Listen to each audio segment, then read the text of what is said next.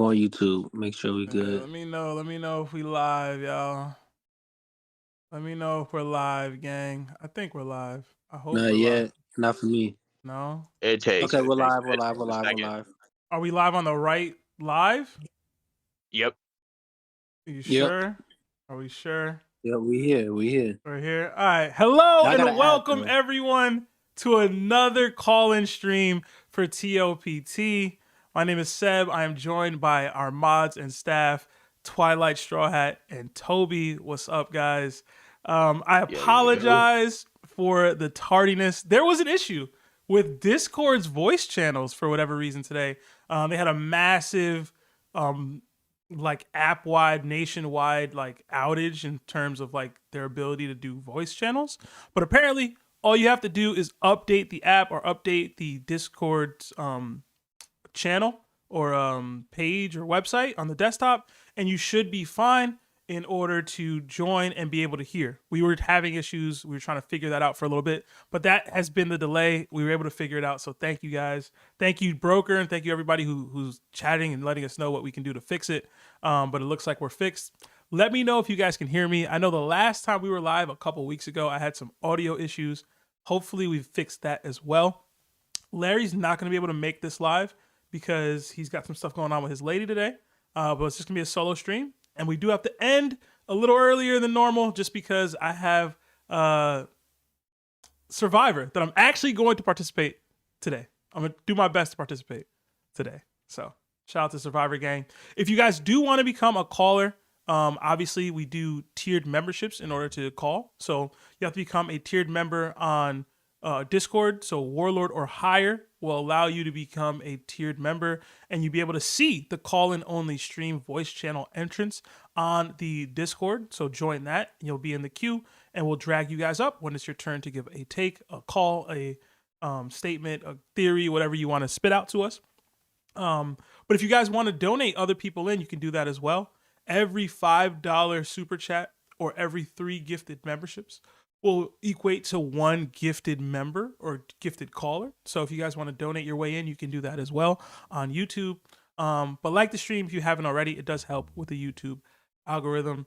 Before we get into it, guys, Toby, Twilight, how y'all feeling, man? How y'all feeling?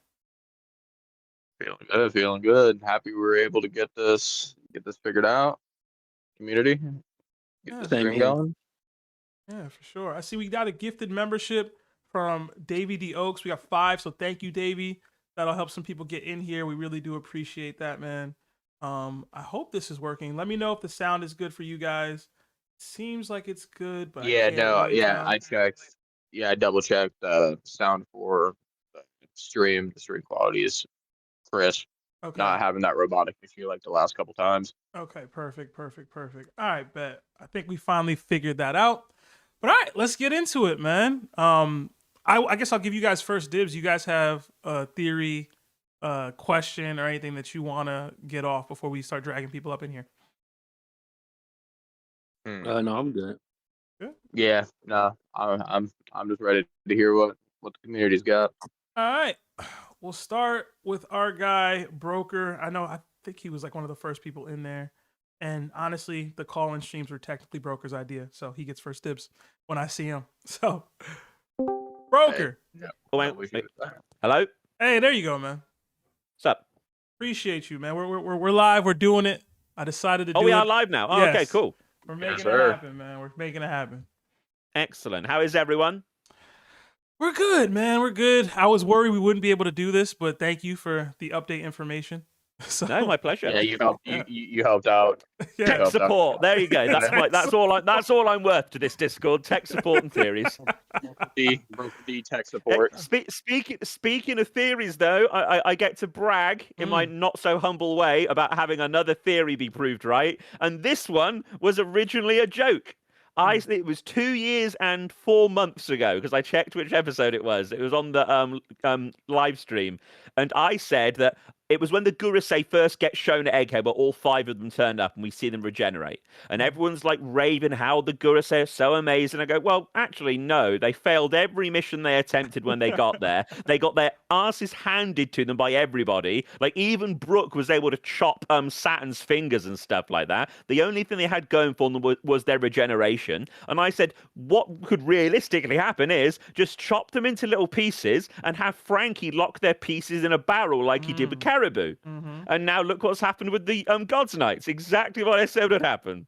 It's crazy that Holy Knights are being reduced to like Caribou. Yeah, level. So there's an actual in media. There's a name for this. It's called the Lieutenant Worf effect. So for anyone here that's old like me, when Star Trek: The Next Generation started, for the first time, we see a Klingon on board the Enterprise with Worf, and he's shown to be really big and strong, like physically imposing. So whenever they introduced a villain and they wanted to show how strong the villain was, they would just get him to ragdoll Worf like he was nothing. And there's YouTube videos where entire people have like put all the clips together of every time Worf was just like thrown around the room, just like he's nothing, to the point where now no one takes him seriously. In the anime community, that's called getting the Vegeta or Sanji treatment. Yes, the Vegeta and Sanji treatment. Very true. Very true. Don't use Vegeta's name. Hey, Vegeta's Toby, you know it's real.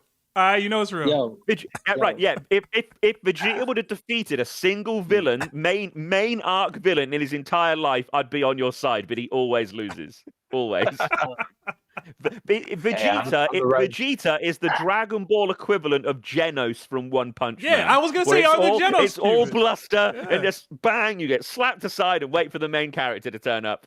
We'll leave Vegeta out of it. Broker, what's your theory or call? What you got going? Again, I want to talk about everyone's favorite character, Blackbeard. Hey, we were just arguing about this, man. Yeah, 5 minutes ago. I know. I was watching. It was great. I mean, me and Twilight, like 2 minutes. Literally 2 minutes ago. I thought you meant the gauntlet. Yeah. I thought that was going to come to blows when you guys were talking about that. I thought, oh, there you go. Another famous podcast goes down the toilet because the creators argue with each other. Never mind. What's up? I'll see what BDA law's doing. Yeah, there's been a lot of those moments, man. But anyway, so I think now, so we know that Caribou, right, has already told the Blackbeard pirates the information he got when he was like following the Straw Hats around, yeah? And that part of that information involves Pluton being at Wano. I think the Blackbeard and the Blackbeard pirates are going to rock up to Wano at some point very soon in the story, maybe even while the Straw Hats are still on Elbaf. And they're going to go there and they're going to accomplish 2 things. Number one, they can very, very easily acquire Pluton because Pizarro, with the island fruit, could literally just touch the island and just bring Pluton to the surface with absolutely 0 effort. And I'm sorry, like, yeah, Momonosuke and the Scabbards, they're powerful and all, but they're if all the Blackbeard pirates are there, then they don't stand a chance. They just don't. They're going to lose. So I think the Blackbeard pirates, Blackbeard will get Pluton. But we will find out, probably at the same time the Blackbeard pirates learn, that the big island-destroying weapon, the weapon that can destroy an island with a single shot, that part of the weapon still requires the mother flame. It requires a power source. So he will have the most powerful ship on the sea, and I'm almost thinking like a real-world version, like an aircraft carrier. I think there's going to be no wooden planks. The entire ship will be made of metal. It will look really futuristic, and it will still be really powerful. It will still have cannons, your basic normal sort of weapons like most ships do, but its island-destroying power will only work with the mother flame. And while they're there, 2 things will happen. Number one, the Scabbards will start getting beat up, so Luffy's half of their Vivre card will start to burn. So the Straw Hat Pirates will be alerted that Momonosuke, that they're in trouble. And that while they're there, I think that Shiryu is going to rob Ryuma's grave, and he's going to take Shusui as his new primary weapon and have himself declared as a swordsman that has a black blade. So instead of creating one for himself, he's just going to steal it, which is a very Blackbeard pirate thing to do thematically. And after they've got the Pluton, the very next move after that will be to go straight to Impel Down And this time, instead of just setting the level 6 prisoners free to fight amongst themselves and become his crew, he's basically going to give every single prisoner there an ultimatum. He's going to ragdoll Magellan again. This time hopefully we'll actually see it to show how far Blackbeard has come. So like Magellan again, first thing, he doesn't wait for Blackbeard to talk, uses Hydra on him again, and it just gets frozen by Aokiji, and then Blackbeard just one-shots him. But I actually want to see it this time rather than just be told about it. And that now, when they're there, they're going to set every single prisoner free and basically say, look, either join my grand fleet or stay here and die. There is no other choice. And that this will be the time where Kuzan finally has to actually, show who he is allied with, whether it's the Navy, whether it's Sword, whether it's the Revs, whoever. Setting every prisoner in Impel Down free and destroying Impel Down, that's a line too far. Like, being undercover is great, but you can't allow something like that to happen without trying to stop it. And I think he loses. I actually think that all the Blackbeard pirates combined, maybe even with some help from evil level 6 and other prisoners at Impel Down, that they'll all just completely gang up on Aokiji. All of them. And they'll take him down that way. And then when it cuts away, because obviously we never see a Blackbeard pirate fight, so when it cuts away back to Egghead, in 30 or 40 or 600 chapters, when we go back and see the results of what happens, we'll just see an iceberg. So we'll see like the wreckage of Impel Down. We'll get the Oda box where it says, on this day, the world was shaken. There is now no longer anywhere to put prisoners. There's nowhere for them to go. Because destroying Impel Down, it does two things. Number one, yeah, he gets a massive boost to his Grand Fleet, but also I think Akainu will declare martial law, because imagine if the US suddenly had no prisons, if prisons didn't exist in America. Like, what would you do? It's like you're damned no matter what you do. You either start executing people or you try and find somewhere else for them to go. And that when the dust settles and everything, I think again there'll be an iceberg with a few of like the levels, the prisoners that didn't join Blackbeard that managed to escape thanks to Aokiji. But some of the people that do end up joining Blackbeard, I think that Doflamingo will be included in their ranks, and that Dofi will basically work undercover for Blackbeard, and he will himself basically go undercover within Cross Guild. Because Cross Guild is nothing to sniff at. Like when you've got Mihawk and Crocodile and all the financial resources they have, along with Buggy's influence in the world, they're not, again, just because they haven't done anything yet, they're still not to be sniffed at. Blackbeard has to at least be aware of them. So having somebody undercover within their ranks fits Blackbeard, again, very well. But since, like, again, one of the very first SBSs, Oda mentioned that when we get nearer the end of the story, we'll see a character with an eye patch. I actually think that's going to be Doflamingo. I think Dofi is going to be that character. And you think he lost his eye when he fought Luffy? Yeah, exactly. Yeah, when he was a child in that flashback. Oh, when he got shot with the arrow. An arrow comes to his face, and then he wakes up from that dream, from that nightmare. I think that he lost that eye, and that the reason the very first time we see Dofi, when his father tells him, "Oh no, we're going to be living here in the human world now," we never actually see Dofi whilst he is in the Murray Joie, whilst he's still there. I think that what he physically, it made him so sick to look at the human world that he literally has to wear rose-tinted glasses. That's how he functions. That's how he deals with it. By literally trying to force himself to see the world in a slightly better place than it is. And that I think now he doesn't care anymore. He doesn't care about like what his original dream was. He just wants to, again, because he's based on the Joker from DC. Oda said this many times. So again, he just wants to watch the world burn, as Christopher Nolan very, wonderfully put it. Which again fits Dofi really well as well. So I like the idea of the Blackbeard Pirates returning to Impel Down a little bit, and I know you've mentioned Doflamingo joining the Blackbeard Pirates in the past. Yeah. So I know we talked about that. I do like the added element that you have here in terms of Akainu declaring martial law and like what it would look like if all of the prisoners were freed, and for Aokiji to have to deal with that like internal conflict as a reason for exposing his actual like allegiances. So like I've always kind of wondered like how do we get there to like Aokiji revealing what his actual purpose is, what his actual goals are, what his actual allegiances are. And what is the line? What's the line he won't cross?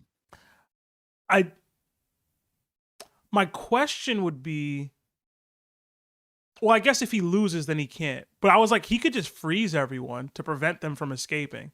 But then he'd still showcase his actual allegiances, even just doing that. Oh, yeah, but as we know, the Gura bypasses that ability to freeze. So, and we've seen characters like Doflamingo be frozen solid and break out of it without having to use any devil fruit, just with like brute strength. If anybody thinks that the Blackbeard pirate, like the captains, aren't at the very least on Dofi's level, then people just, I think people just don't want the Blackbeard pirates to be strong, but it's going to happen. And I understand why, because we cut away before we ever see them do anything. So it's show don't tell. I'm on a podcast full of folks that would tell you that Dofi clears them.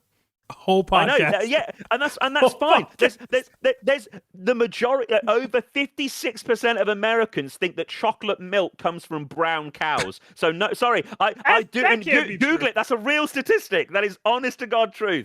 That is. That can't be true. So again, sorry. I do not respect you people. You would still be owned by the king if you didn't get backed up by the French, the Spanish, and the Portuguese.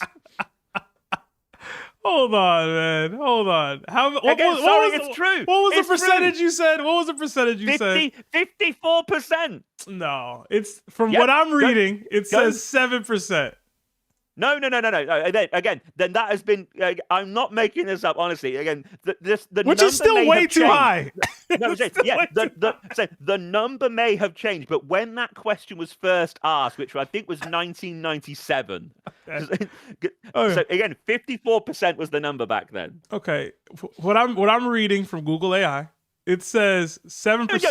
Google AI. Go on. Google AI just broke her. I mean, it's just you.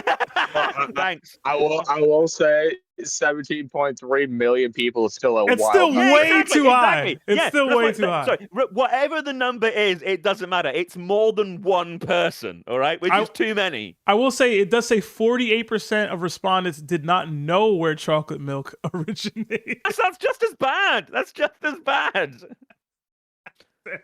My God, honestly, yeah. So, again, so I do not respect your opinions. I'm sorry, I just don't. All right, well, we respect yours, Broker. If it makes you feel excellent. What do you think about Shiryu taking Shusui? I like it. I've been under the impression that. So, I've wanted him to get a diamond sword since forever. Yeah, but no, I've already answered that one. I did that a few weeks ago, remember? Yeah, I remember, yeah. So I like that one, that part of it. It can still be the black blade that he turns into a diamond. Mm-hmm. I want him to have something that Zoro used to have. So that he can, when that final fight comes, I don't actually think Zoro will have a black blade at that point. So I think he'll be way stronger than he is now, but Shiryu will think he has the upper hand because he has a black blade, and that he has no idea that Zoro's already wielded it himself.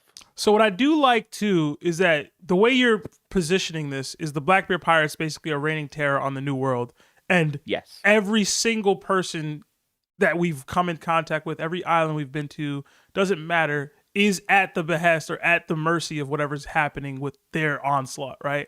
Yes. I also like the idea of creating more interpersonal stakes for each of the Straw Hats against each of their Blackbeard Pirate opponents. So like you mentioned Shiryu getting Shisui, that could make it a more interpersonal, like impactful thing for Zoro to deal with him, right? 100%, because he'd want to put it back. I want to know, how do we get that level of stakes or that level of care for every single one of them in every single one of their matchups?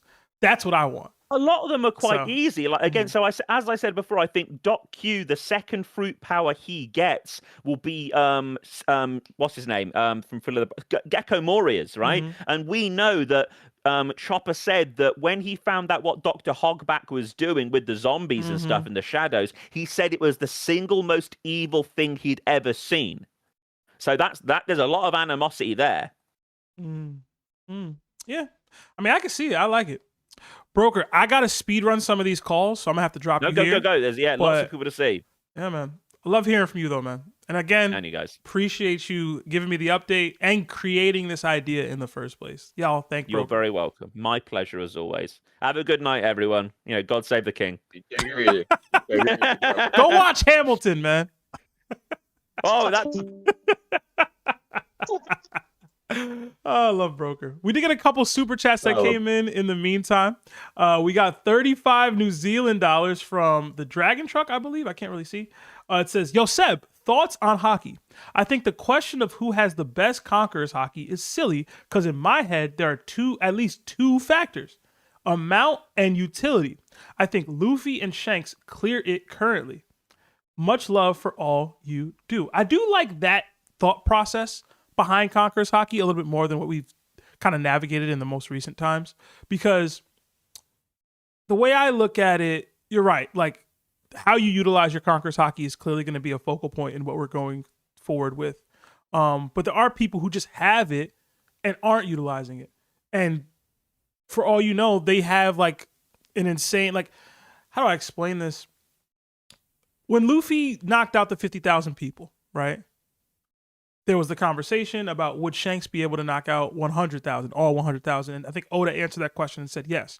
So at that point in time, Shanks had both more and better utilization of Conquerors Haki than Luffy did, which is standard, expected. I want to know what the gap is now. Like, has Luffy cleared him in the amount, but not the utilization? Or is he still just not there yet for Shanks? I like to think that once you're a Sky Splitter, you're probably capable of knocking out 100,000 people, but that's me. I don't know. Another 5 gifted memberships from Davy D. Oaks. Another 5. Thank you so much, Davy. Throw the Nakama fist up for those of y'all that are receiving this. And like the stream if you haven't already. I see 116 people in here, but only 38 likes. Hit that like button. It does help with the YouTube algorithm. We got another 5 from Red Eyes. It says, much love, family. Monster pimp point chopper over Haruden. With the new pimp slap power, he can easily smack the giant out of Haruden. Hashtag topped off. I'm going to be real with you. I don't think, how do I say this? I might sound crazy for this. I don't think any of the Straw Hats would lose to Haruden in a fight. That's wild. Any of them, including Usopp. That's what I was saying. That's wild. I might be tripping. But I'm so serious. I think they would. You're on some law level kind of hate right now. Hey man, it is what it is. You know what I'm saying? It influenced too much. Listen, maybe I'm disrespecting Harden too much. We'll see. We'll see what he can do. But I definitely got Chopper. He's switching up from. I genuinely think Chopper's one of the most underrated fighters in the entire One Piece verse, and it's his fault because he doesn't use Brain Point anymore. You're telling me that Brain Point Chopper would lose to Harden? You're out of your mind. Out of your mind. Hey, I didn't say Chopper would lose. I'm saying Usopp would. Listen, David versus Goliath, man. You got to go with David. Got to go with David. And you got me. Another 5 from Mr. Rich 444. Sorry, but what's a diamond blade, big dog? Basically, we talked about it with Broker before, and I'd say ping him if you want. But we've talked about the ability, you know how Vegapunk was able to incorporate devil fruits into weapons. We were like, it'd be pretty cool if Shiryu or whoever was able to create a diamond blade out of Jozu's diamond ability because they incorporated that devil fruit into the sword that he's using or something like that. I think Broker's theory went into the fact that they could get York on their side and a little more, stuff like that. But it's basically just the devil fruit that is the diamond fruit being incorporated into a sword instead of a person. And then another 10 from the FedEx guy. It says, when Chopper flipped the giant, the symbol on the ground looks like the same sun symbol the monster is holding in the mural. Not sure if y'all noticed that on stream on Monday. I didn't, and I'd have to look at it to check it for real. But I don't have the the tools to like share my screen and show that at the same time. So I ain't gonna do it. So that's my bad. That's my bad. If you could send that to me on Discord, then I might be able to make something happen, but unlikely at this time. All right, let's get the next caller in here. Who's the next Yonko level caller? Oh man, why is nothing working? Why is nothing working? Warlord. Diamond. Let's get Diamond in here. Diamond, you there?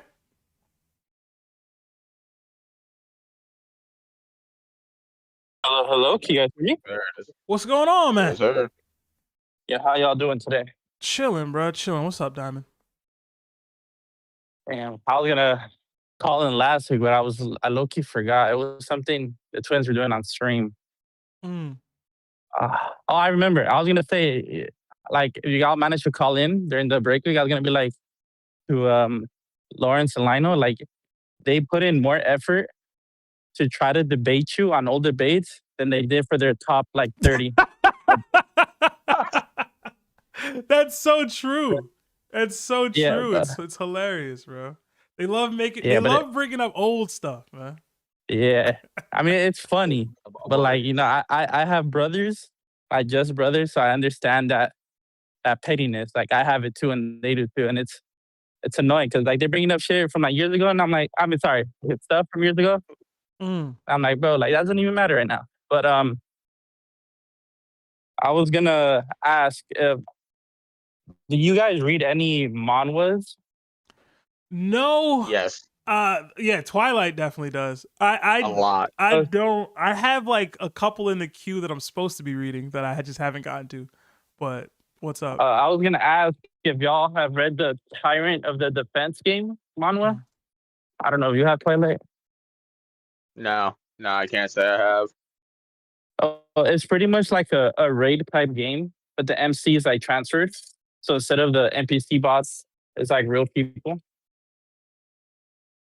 Okay. So I was gonna bring it up because they had like a raid of like a giant snake attacking their like kingdom. And one of the ways to defeat him was to destroy like certain cores of the snake to kind of like finish it off from advancing. Mm-hmm. And the MC during that raid was their sniper, who's kind of like a coward, but he kind of went through inner turmoil like Sanji did in Wano, so he kind of came in clutch. But I was gonna ask, like a popular theory is that the red line is really just like a giant serpent Yeah. that kind of wrapped itself around the world that Inu's gonna possess one way or another. So I was gonna ask like if like besides Luffy and Loki, there really isn't anyone that could honestly do anything to the snake if that it does happen. So I was gonna ask like if it has a similar way to be defeated through like destroying the cores.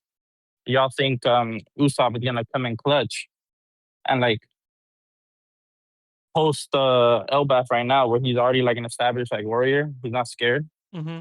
That he's gonna use like probably like the best observation Haki we've seen to destroy the cores and like be the MVP of destroying the like core of a snake to kind of stop it in its place.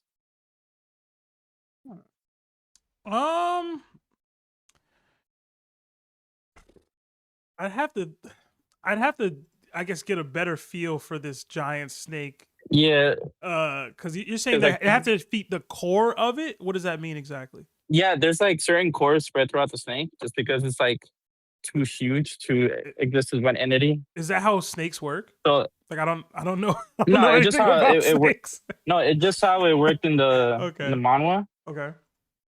And then so that reminds me. Yeah, So Diamond, have you ever played the game Shadow of Colossus? No, but I've heard of it. Okay. That's a very good correlation. Yeah, so in that game, you were facing off with colossal beings, right? Things that were just much, much, much larger than people, similar to giants in One Piece. I would say closer. They were probably bigger than oars. If I had to guess, they're probably bigger than oars on average. So what you would have to deal with to defeat them is they all had specific weak points or cores, as you're kind of elaborating or speaking to with the snake. But you had to hurt them there before you can weaken them enough to actually kill them.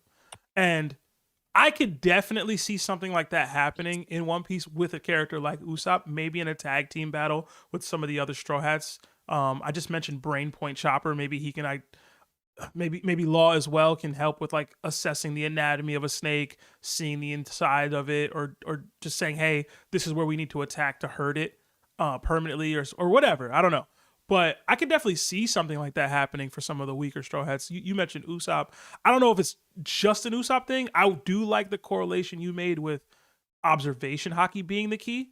So maybe that works better than him tag teaming or utilizing a doctor or something. But both things can happen, I guess. I'll give a little context to the manhwa. Pretty much the sniper of the group, he had like a cursed type of weapon from a previous monster they used. And like the more you use it, the more it kind of takes over your mind. But because he had to use it like in an emergency, he kind of got put into a coma. Okay. But that coma was kind of like him with like his first love, like growing up, you know, with no war. They grew old together, had a family and everything. And it's pretty much the MC speaking to his mind. He's like, yo, get up, we need you. Mm-hmm. Like no one else could do this. And then because of that, he kind of did the switch, I guess, kind of like what Usopp did in this recent chapter against Emu. He like realized that like, even though he loves the girl that he lived a whole life with, like the people out there need him. Mm-hmm. And like the main character, the prince, so he was like, oh yeah, the prince needs my help because he was like the only one who believed in me. And so he ended up purifying that weapon. And because like it's kind of like a system user type of thing. Mm-hmm. So the system upgraded to like have crazy like attack damage. And he ended up destroying the core in the last second, which ended up saving the day by like killing the monster. So I was just wondering if like the red serpent really does come to life. And maybe like the Holy Knights or Marines or maybe like Emu does something rash, like giving everyone the seals. So they'll like, even though they're fodder, they're kind of like out of control and unkillable. So even though they're not like strong, they have a bunch of numbers. So everyone's kind of preoccupied to destroy like, or hit the last weakness of the snake. And that's when Usopp kind of like does a Dressrosa moment where he has like a weapon, maybe from Elbaf, that maybe has like a Zoan, or maybe like has a soul in it, like that one shield did in Elbaf, where he's able to like use some sort of power within that weapon to kind of hit the weakness and like pretty much like defeating the monster. I just wanted to know what your guys' take on like something like that happening possibly in the final war. I would love it, but I'm an Usopp guy. You know what I'm saying? I was saying, I feel like that'd be a good showing for him too, for his power, and be a good utilization of his potential observation that he was shown to have on Dressrosa, but we haven't seen Ish 4 since. Yeah, because like I don't know, I've just been seeing a lot of Usopp hate, but like it's because people want him to be Zoro or Sanji. Yeah, nah. When like if you really think of it, he's like, I'm gonna call him a bum for this, you know, like example, but he like amongst bums, he's like one of the strongest. Like Nami probably has more AP than him, obviously because of Zeus. But I think he could take Nami on for a fight because he's very like crafty, and he is a good like marksman, even without like the use of observation Haki. Like he, even though it was filler, he did beat what's his name, like Daddy. Daddy Father, Daddy Masterson. Yeah, one of the two. yeah, he beat him. He beat him with a slingshot, and like he couldn't even tell like how he lost until he had to like really zoom in and that little like circle. So I just think that like, I mean, you know, like you said, Seb, I'm low key an Usopp guy, so I kind of wish he had like Conquerors, even if it's just like a BS way of unlock. I don't want to be a BS. Odo will probably write something if he does get it, but like I do see him after Elbaf, kind of like embodying this great warrior, because like he kind of had a Brooke versus Big Mom moment where like even though he knows he's like weaker, he like stood up like with his chest held up high, even though like he had no chance of winning. So I just kind of want him to have that mentality going out because like because I made a theory like maybe last year or 2 years ago about Usopp getting Conquerors Haki through impact dials Mm-hmm. because the Elbaf probably don't know about Skypean technology. Vegapunk might, and then that's when Luffy will have to like master his Conquerors Haki. So, in like when they're up against a Gorosei or Holy Knights, instead of having Haki knots, they have Haki impact dials. So anyone that's fighting without a conquer, they have a way to, like, I guess turn off the regen or like weaken them enough to like land a killing blow. And like my whole theory was like that's how Usopp is gonna come in clutch, maybe taking out a Gorosei, and then his like legend will be passed on. And like you guys mentioned it before, like a bunch of times that like Usopp is pretty much the only one that could die and achieved his dream after. Yeah. Because after the final war, his like legend will spread like wildfire like amongst the world. I love the idea of collecting a Conqueror's attack with an impact dial or a reject dial. Wouldn't it break though? Wouldn't it break? I mean, yeah, but it, like, what if it's used out of wasn't the world tree or something? You know? Yeah, I was gonna say, wasn't that technically in essence what the Haki knot was? Mm-hmm. Like Yeah, like, early Yeah, stage. yeah, but there's a early difference impact dial. between. Well, you would have to collect it, right? Like if the intent behind the Conqueror's Haki is to store it in the dial, that's one thing. If it's I'm using it to defend, to block, absorb, you know what I mean? While you're actively just attacking me, that's a little Yeah. different. You know what I'm saying? I mean, you got to think about it. Like, Vagabond came Not up much with like Vegapunk thing. the ODC gear. Like, what if he's able to somehow use it to like keep Haki in like a space, but like maybe not Luffy, but maybe someone like Zoro, who obviously is a strong conqueror, but like I feel like it's on a weaker like wavelength, so it won't break on impact unless it's like made out of sea stone or some like metal that could withstand it. But Diamond, I will have to drop you there. I have to get some more super chats and I get to the rest of these calls. But you have a good night, man. All right, man, you too.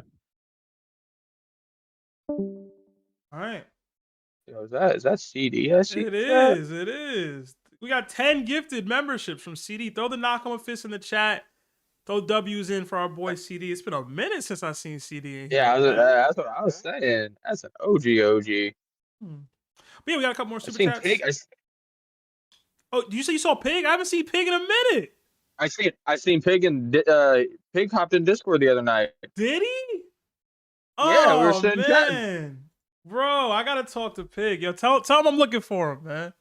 Tell him to pull up to one of these streams, bro. I haven't seen my guy in forever. I got you. Sheesh. Just like Blurred. I haven't seen Blurred in a minute. Word, man. Yo, see, I don't know the OG crew, man. We used to have mad people. Remember Party Pete? Heavenly Demon? So long ago. Yeah, sir. All right, we got another 5 from Miracle D. Mayo. Larry, I have hired a shaman who has been paid to bring you minor misfortune. It will stop once you watch Slime.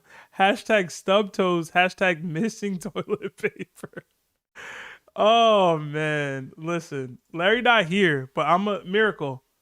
I'm a screenshot this and make sure he sees it, bro. I told him we'd get it through the proper channel. Get to the proper channels for you, bro. Make sure that gets there. Another 17 from Dragon Truck. I said all that about Haki so I can say this. Law was right. I think Rox has an S tier amount of Haki, but a utility score of like a C or B tier. Hashtag Rox got no left. Hashtag we done with the 90s. Hashtag plumbers. Hashtag tops. Come on, man. Listen, I'm fine with saying that Rox didn't have top tier Haki utilization, I guess, whatever. My issue was Lawrence's notion of thinking that he couldn't use hardening. Like, come on, man. Like, Smoker doing that. Yeah, no, Like, Law was you know what I'm crazy for saying? that. That's nothing, bro. That's nothing. We might see Usopp start doing that soon, bro. That's nothing. But all right. Let's get the next caller in here. Who is the next Yonko on the ship here? Looks like we got Sunnit. Let's get Sunnit in here. Oh my god. Stuff's not going right. Sunnit, you there?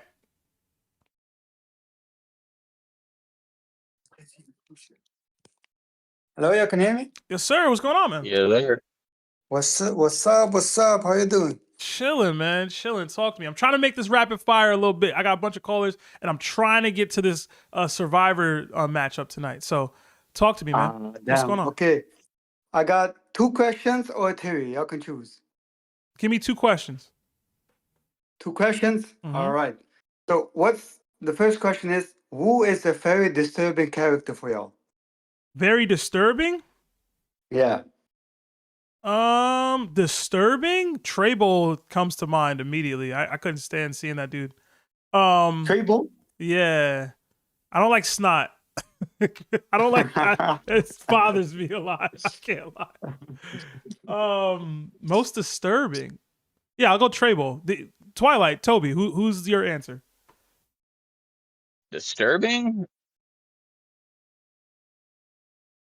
I ain't gonna lie, Moria, just the way his character design and everything was, Moria had me at the start, but not really many One Piece characters really disturb me. Okay. Brule too. I know for Brule. Something about her. Okay, I guess Toby's not here. Sunnit, why'd you ask? Who's the most disturbing character to you? What's up? Well, I was thinking, and I'm like, I don't know, Seth. Have you seen Hunter x Hunter? No, I have not. You haven't, Toby? talk about Have you Hunter. seen Hunter x Hunter? I don't know if Toby here, gang. I ain't gonna lie to you. Yeah, I don't know. I don't know if they'll be here. So no one seen Hunter x Hunter?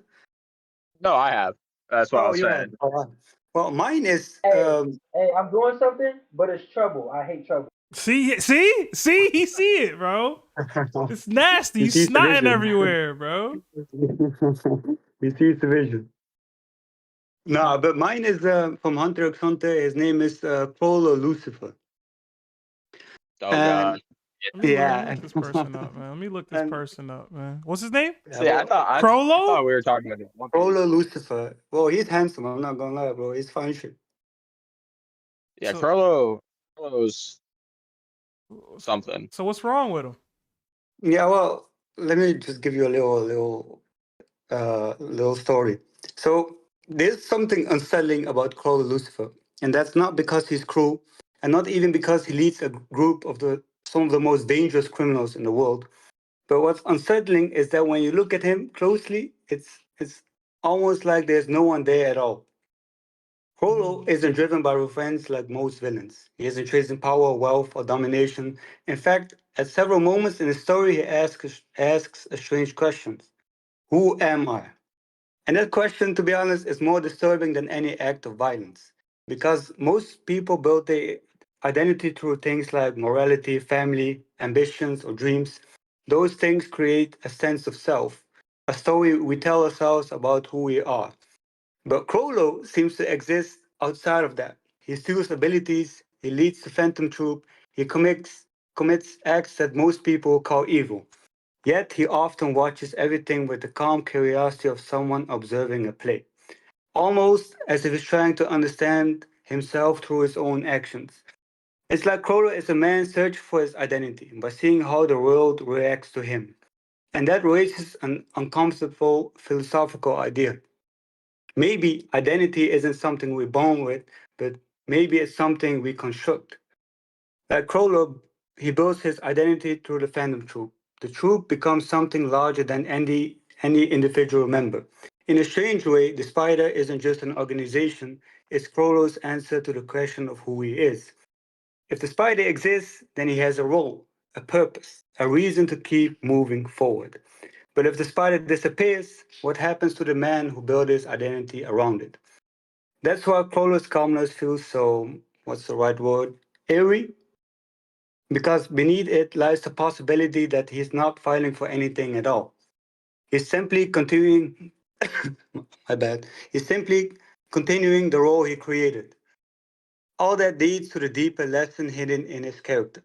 If you build your identity entirely around a role, for example, being a leader, a fighter, a hero, a villain, you risk losing the person underneath it. Because one day the role might disappear, and when it does, you're forced to confront the same question Crawler quietly asks himself. Without the mask you wear, who are you really? And in my opinion, that's what makes Crawler such a fascinating but also a disturbing character. Not because he is a villain, but because he forces us to face the question most people spend their entire lives avoiding. Okay.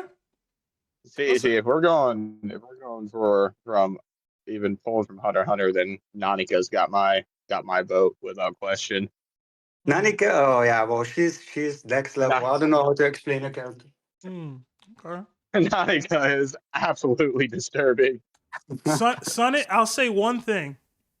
A lot of people have tried to get me to watch Hunter x Hunter for years now. Uh-huh. You're the first person that's got me truly interested in a character to watch it. I might actually. Hey, let's go, Seb. It's about to happen. That's the one thing. That's the one thing, Seb. I'm telling you, that's a journey you will not be disappointed in. So I know you do enjoy a good character, like good characters and everything. That's the one thing Hunter x Hunter's got plethora of is great character building and storytelling. And that's just one character. Okay. What's your second question, exactly. The second question was, let me look it up, man. Where I have it in my notes. Oh yeah. My second question is, what's a life lesson you learned from an anime or a character? It's not explicitly stated, but I've said it before that One Piece taught me how to be a better friend than I was in the past. And the actual lesson I learned more specifically, and I'll attribute it to Vivi, even though I hate Vivi as a character, or at least didn't care for her when I originally watched One Piece, is that the bond you have with a person isn't determined by how much time you spent with them. So you see how Vivi is still like basically a straw hat to people or to the crew. They still look at her as a great friend, even though they didn't spend a lot of time with Vivi, technically. I feel like it's important that if you create a real, genuine bond with a person and you don't see them for an extended period of time, that doesn't matter. It shouldn't affect that bond. You know what I mean? I think no, it doesn't. I needed to learn that lesson, and One Piece taught me that lesson. So I'll attribute that one to One Piece. I have a bunch of other lessons, but I'll go with that one. My bad. No, that's well said. One Piece is it's amazing to build your own character. It's beautiful. Sunnit, I'll have to drop you there. I have a bunch of callers waiting, but have a good night. Yeah, of course. Thank you for having me. All right. We did get another 20 gifted memberships from CD. CD, you're going crazy today, bro. Thank you so much. Truly appreciate all the donations. Throw the W's in the chat. Throw the Nakama fist in the chat. Like the stream if you guys haven't already, and then say thank you to CD if you are able to get some stuff in there. Throw a bang bang bug gang up for CD yeah, too. Throw the BBG up, man. Yeah. All right. Next up, let's get Scardin in here, man. Scardin, you there?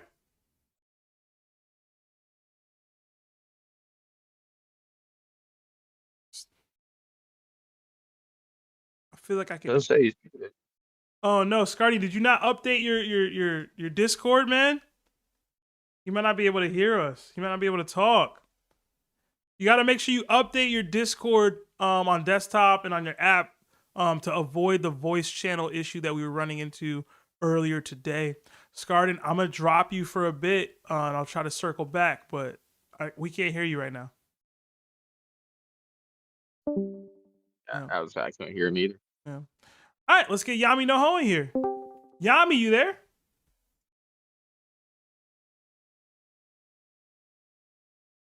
Yami going once. Yami, you there? Can you hear me?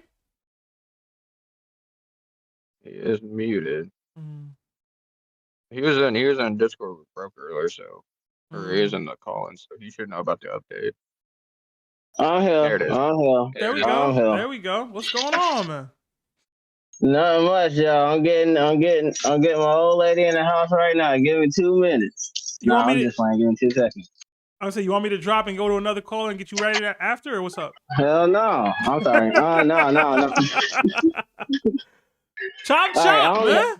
I only have one question today. It ain't got nothing to do with One Piece. My question was, if you was in a place like Hunter x Hunter, but like the Dark Continent part, and you had to have 2 powers and 2 fighting styles, what would it be?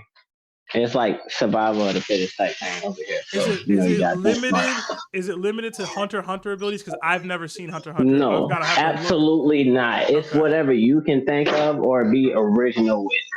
Okay. All right, so I don't know what the Dark Continent all entails, but from what I can read, there's a lot of giant beings in there.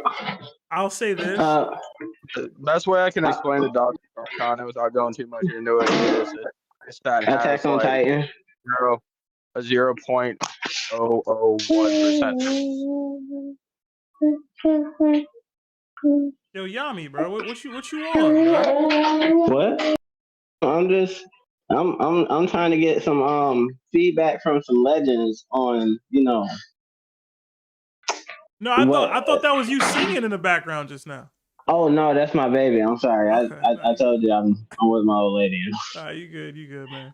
All right, let me think. All right, so to be fair, I shouldn't be asking for Dr. Manhattan's abilities, but if you're gonna give me any abilities, they're gonna be Dr. Manhattan's, bro.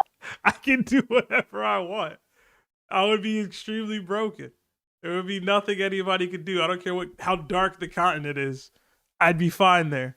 But if you wanted me to keep it more grounded in something that we can do, 2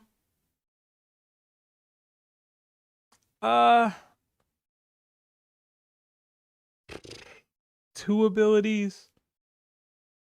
I've always wanted. Listen, I know I crap on Naruto all the time. I feel like a Rasengan would be cool. I feel like it would be cool to use that as an ability.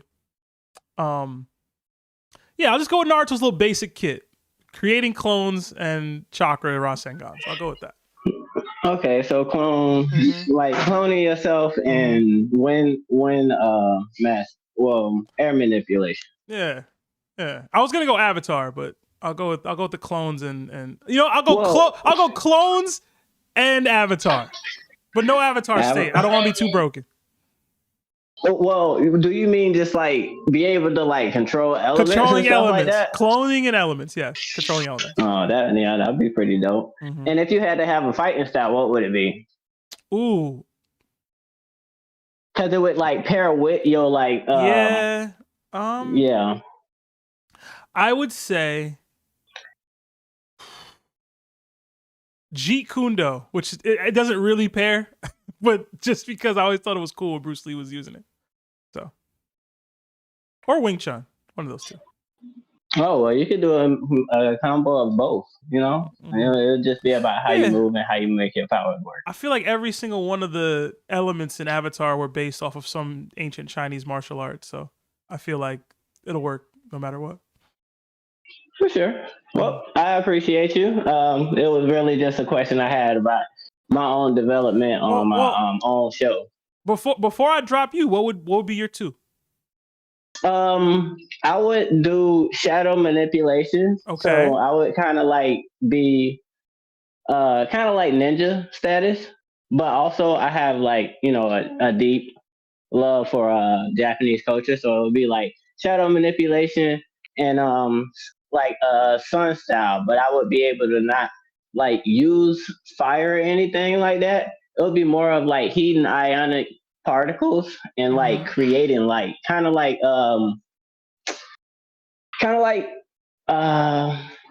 what's his name, Kizaru with the glint glint fruit. Okay. I would kind of be like him, but not like being light. I would be able to create light and kind of control it down to like the plasma of it. Okay. And my fighting styles would be something like a ninja style, like a taijutsu and a ninjutsu type of style. Now you said you're creating something yourself? Yeah. I can't go too much into detail on it because I don't have everything down pat for it yet. That's fine. But it's a thing I'll be working on. You'll know it's mine when it says energy. Okay. All right. Well, Yami, I'll drop you there, but looking forward to that, man. All right, for sure. Y'all have a great one. You too. Take her easy. Listen, I like that. I want elements and clones. They sound too much like Naruto in the chat, I guess. I guess. You know, it's crazy because I was probably gonna go Rukia's Bankai, like Rukia's power set. I don't remember what Rukia could do, but I remember not liking her as a character. So I don't think you watched Thousand Year Blood War, have you? Nah, I got to Bount and called it a day with Bleach. I ain't gonna lie to you. Her ability, her entire ability set changes in Thousand Year Blood War. Yeah, I'm probably never gonna get that far, bro. I'm not gonna lie. I feel nothing when I watch Bleach. Nothing at all. Bro, just start at Thousand Year Blood War and just go from there. If you don't care about the story, you'll enjoy the fights and the story that produces. We'll see. Fights go stupid. Yeah. I mean, we probably won't see, to be honest. But let's get BuzGroove in here. Buzz, you there? Hi, hello. How's it going, man? Oh, it goes. Talk to me. You have a question, theory, rant? What's going on? Rant. I could go on and on. Is Larry there? Nah, Larry couldn't be here today. He's out with his lady, enjoying life, man. That is most unfortunate. 'Cause what I wanted to discuss was something that's mainly a Larry thing, but I can still get your input on it. Okay. So, and I'm glad that you have the Roger Rocks thing coming up because it does pertain to these two gentlemen. At least they are a part of it. So it's more of a question about Larry's whole thing where Conquerors Haki, the advanced version, is to do separation is combined with outward emission armament Haki. I was never on board with that because for me, like, the math was pretty simple. Like, when it comes to Conquerors attacks, they never attack anyone physically. Like, they are attacks that are done without touching people.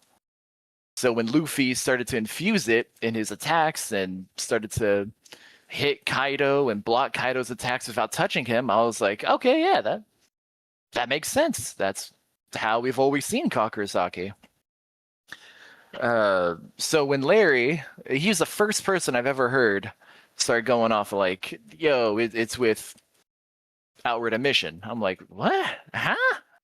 So I tried to look back through the manga and see if I could find specific evidence of this being the case.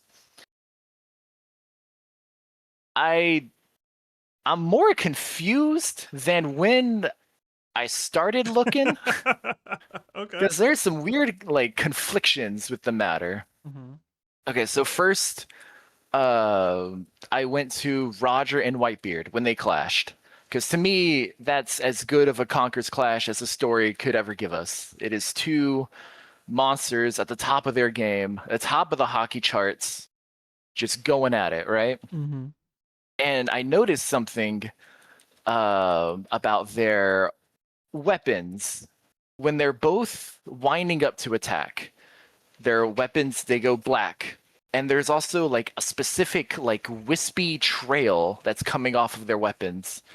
You'll see what I mean if you pull up the panel. You have a chapter? Oh, I think I actually do.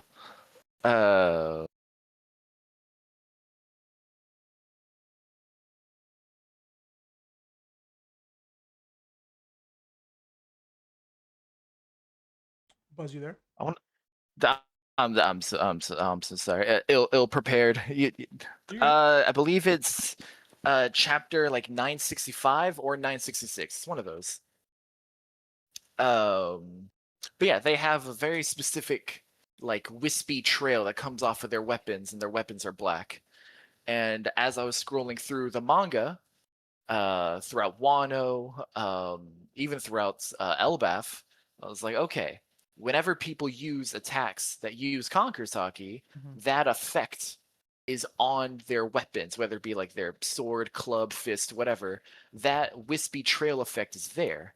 So that's an indication this attack has Conquerors with it. Like Luffy has it, Kaido, Yamato shows it, Zoro shows it, Loki, he shows it when he attacks Herald. Of course, Roger, Whitebeard. All these people, they show off that wisp trail. So I'm like, okay, this is that. Then I went back to Udon when Hyogoro was teaching Luffy about outward emission Haki. And I tried to see like, okay, is there like a visual associated with outward emission Haki to kind of help us see that this is also being used in those later attacks? When Hyogoro hits this like alpaca man beast pirate, there's like this impact like in the space between his hand and the alpaca guy's neck. It's like a bursting bubble looking impact effect. I'm like, okay, that's what that is. Cool.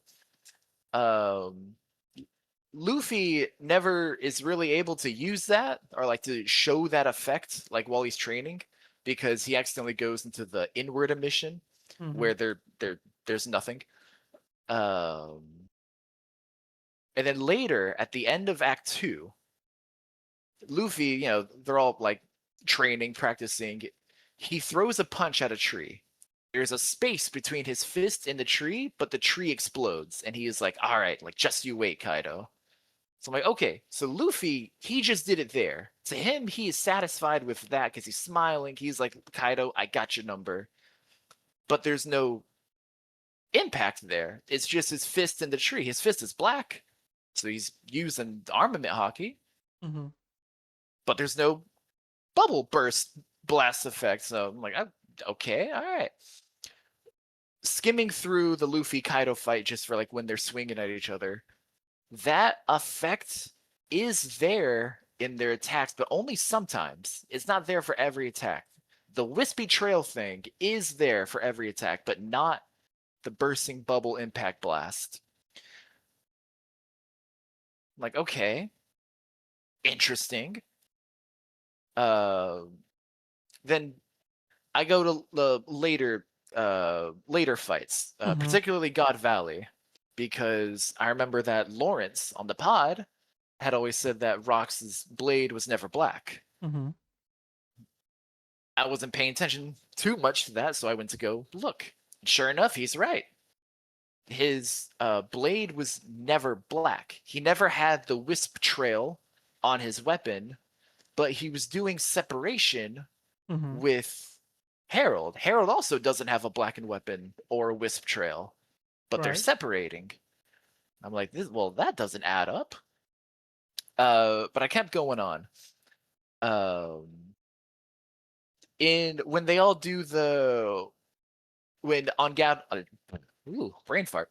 On God Valley, when Emu is getting Piper parried by all 6 of those Conquerors, if you look on the page before, when they're all winding up, you do see Garp, his fist goes black, and Roger, his sword goes black. You can see like the base of his sword blade, and it does go black.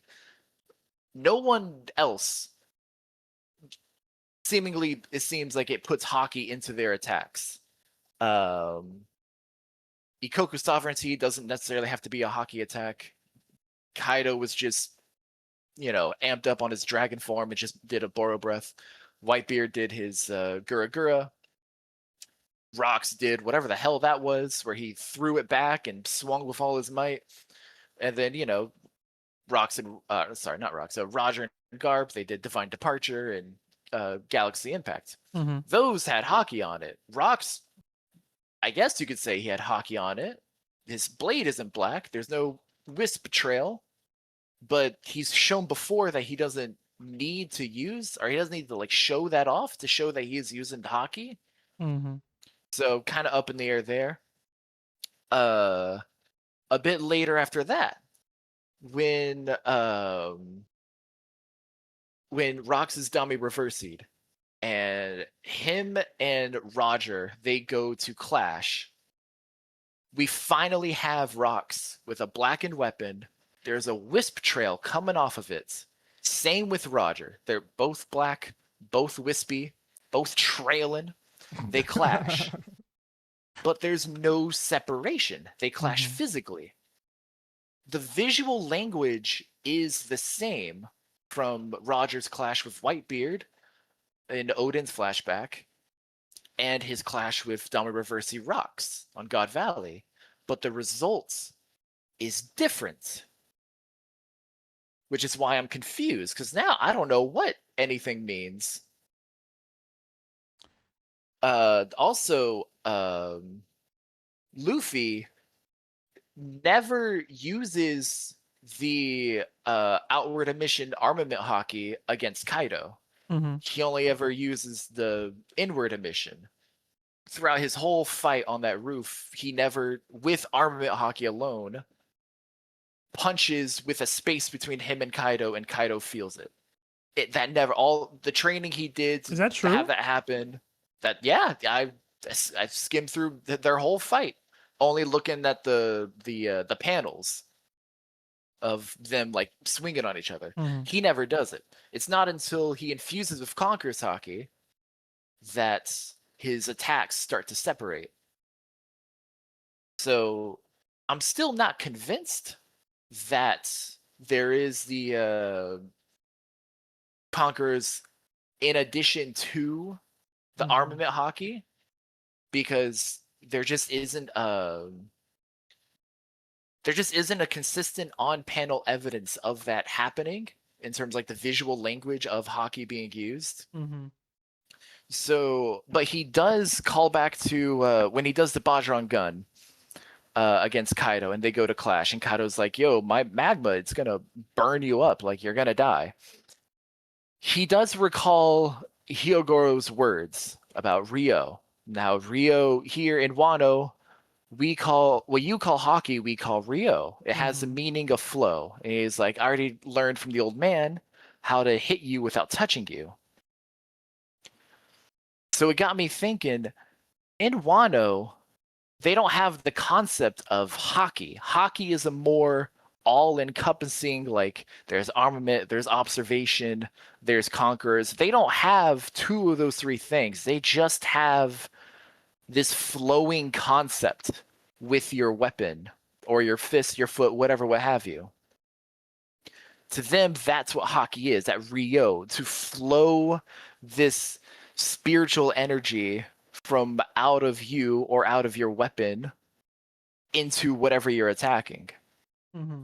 So I think what I've concluded to is either A, sometimes these things just don't connect. It's as simple as that. It really is just that simple. Uh-huh. B, Oda just isn't too careful about these things and just kind of does what he thinks looks coolest, which I'd rather not believe, because I have a lot of respect for this man, and I'd rather think that he does care about such things. Mm-hmm. Or C, that Ryuo isn't necessarily something that's tied exclusively to armament Haki usage. Mm-hmm. That's just what Hyogoro was able to teach Luffy through that, because that's all he knows. again, in Wano, they don't have the concept of observation or conquerors. It's just what we refer to as armament Haki. So I think that if you have Haki and you're able to utilize it in an attack, Ryuo, just the concept of flow, could be used with that. It's not necessarily something exclusive to armament. It could be used for conquerors. I don't know what the hell that would mean for observation, but sure, why not? But it's just flowing the Haki out of you. That's what I'm now kind of convinced is what's happening. It's not necessarily him infusing it with armament, but it's him just using that flowing concept. Sometimes it doesn't have to connect, but it's only when you flow it out that it doesn't. Thoughts? I would agree that it's more convoluted than it needs to be. I'll say that. Yeah. Or at least not God. not as easily explained as it should be. To me, I like the idea of the stacking probably more, just because it seems like it would create stronger attacks. But the idea of the flowing, I had this conversation with somebody else in the Discord a little bit ago, where they were saying, "Oh, you guys seemingly understand Haki wrong, or at least Ryuo and its utilization wrong." And I've been more open-minded to how that works since I read that. So it was a little bit in the same vein of what you're speaking to, but I didn't go in and do all the let me read every single one of these instances to coalesce and see if it combines or not. I wanted to be thorough. Yeah. I'm trying to understand this. But I don't know. I mean, to me,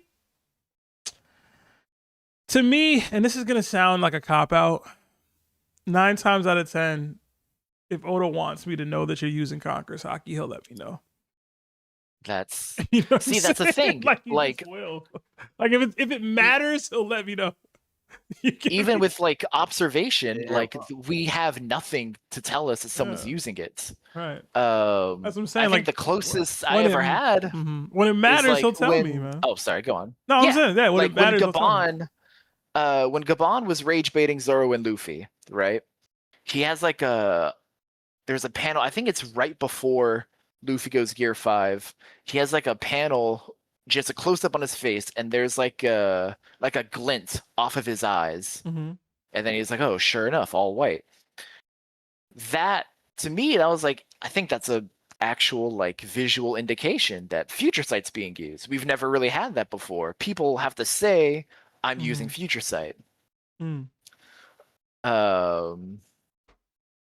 But yeah, that's all from me. Oh, Seb, do you remember? I think the last time I was here, I brought up that every 26 chapters will be a season of anime. All right, we just finished our second batch of 26, so our season 3 for One Piece in 2028 just wrapped up with this last chapter. This chapter that just happened, or next chapter? That just happened, where it ends with Luffy and Loki squaring off with Emu. That's a good cliffhanger. That's a good cliffhanger, but I don't know that it's season-ending cliffhanger, right? I'd be pissed off if we get to the final battle and they go, "All right, y'all, the season will pick up again in a couple." Man, you better get to the fighting. Look, Attack on Titan did it 3 times. Yeah. Listen, man. Attack on Titan's last season was some BS, bro. Wait, hold on. I've been keeping up lately. Loki and Luffy versus Emu?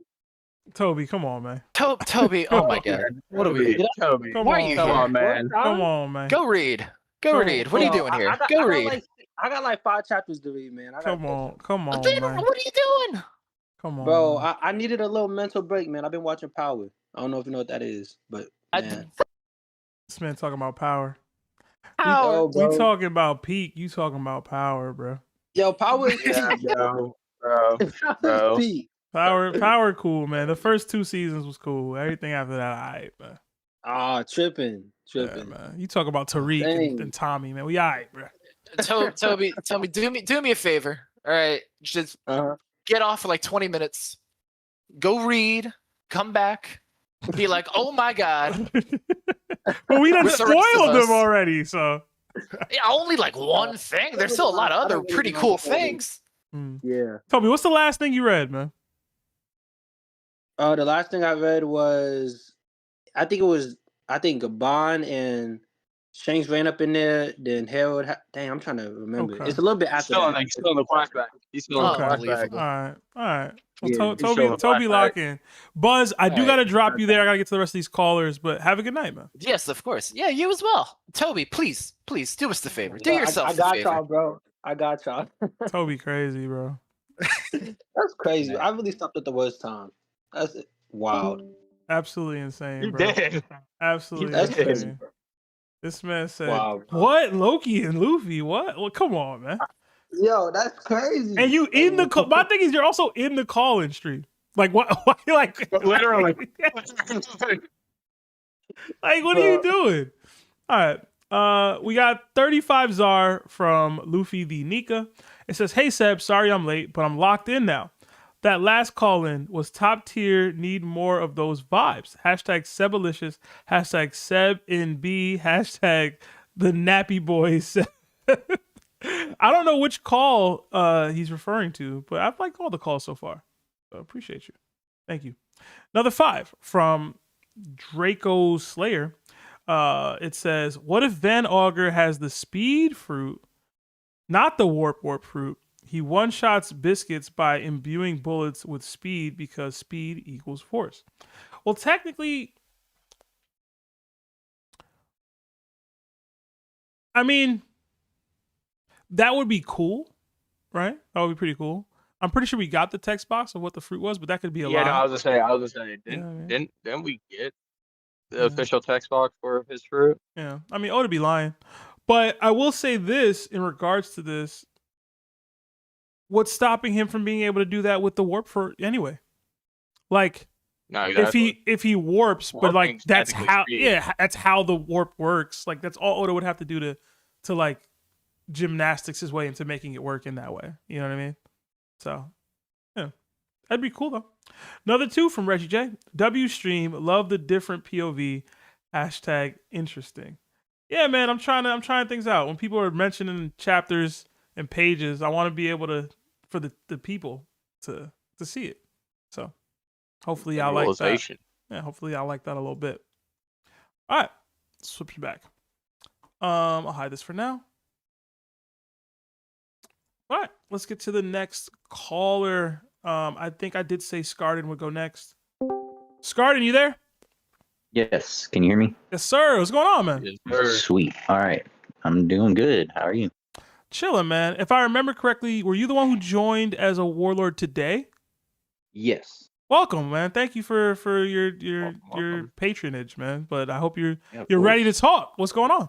Yes. So, I got not really a beef with Oda, but Okay. like, I just got a question. Why does he have to show so much leg stubble? Like, Stubble? if you got shorts, yeah, if you got shorts, capris, anything like that, like, Okay. it's insane. So, Okay. like, why that detail? Why? So, do you subscribe to the leg stubble theory? What's the leg? I haven't heard this. What is this? Okay, so Oda has a lot of characters, as you've noticed, that have a lot of hairy legs or just stubble on their legs for whatever reason. The Yeah. theory goes that any character, male specifically, that has stubble on their legs is not a virgin, and any character that does is. So you'll notice people like Luffy, who very clearly have never had sex, don't have leg stubbles, but characters like Doflamingo, who very seemingly do have sex all the time, do have leg stubble. Make sense? Does that mean Frankie's? 100%. 100%. 100%. But who on Water 7 then? He had the 2 twins that was with him all the time, I assume. Yeah, I guess, yeah. And Frankie's what? He's like 40 something years old or whatever. He's like 36. Gang leader, likes to party. Hey, You can be a virgin at any. Listen, at I'm any, saying you would think Frankie was a virgin. I would. I mean, I wouldn't either. I would definitely not Especially- think that. Man's There's got always a chance. wet up nipples. You know what I need to check though? Is Ivankov have hairy legs? I don't know. Because that I would be seem to another notice it character so much. I wouldn't expect to be a virgin. You want to be the first sub? Eva? Just check it, man. Hold on. Which one, bro? What them legs look like? You know what? I can't tell. They got the fishnets on. I can't tell, man. Ah. Oh yeah. Can't tell. And then I have one other thing. This is probably just for you, Seb. Give me, let's say, top 3 Conquerors in Kingdom. Ooh, all right. Shin 1. Say 2. Oh man, alive? Specifically alive? No, it can be dead too. Dead 2? Oh, then I gotta go Aoki, man. Gotta go Aoki. Okay. I feel like that's cheating. I feel like that's cheap. Those 3 are cheap I answers. mean, those are like easy ones, I guess. But Yushatani. Yotanwa? Yeah. Yotanwa, my girl, man.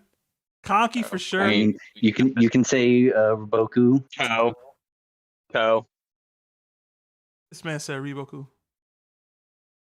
Yeah. It's Wait, not. what? Conquerors doesn't have to be just like, because he has killed He people. would. He He would. I'm just not giving him no respect. And his strategy and like how he commands. Not giving him no respect. Yeah, I ain't giving him any respect. Not giving him any respect. I mean, I'm not trying to give him respect. I'm just trying to like, who would actually, because only Conquerors can really clash with other Conquerors. So, do you think that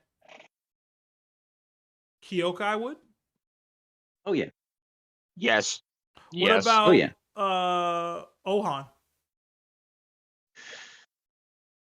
With latest chapters. Whoa! Chill out. I'm like 20 back. Oh, okay. There's a possibility. I mean, with this new war, there's a lot of possibilities. Okay. Even where I'm at, I'd give it a strong maybe for Ohan. See, and then you got to say, because not all generals would have it. No, I don't think all generals will have it. No, I think there's a level that you need to reach, or at least a certain kind of person you need to be in Kingdom specifically.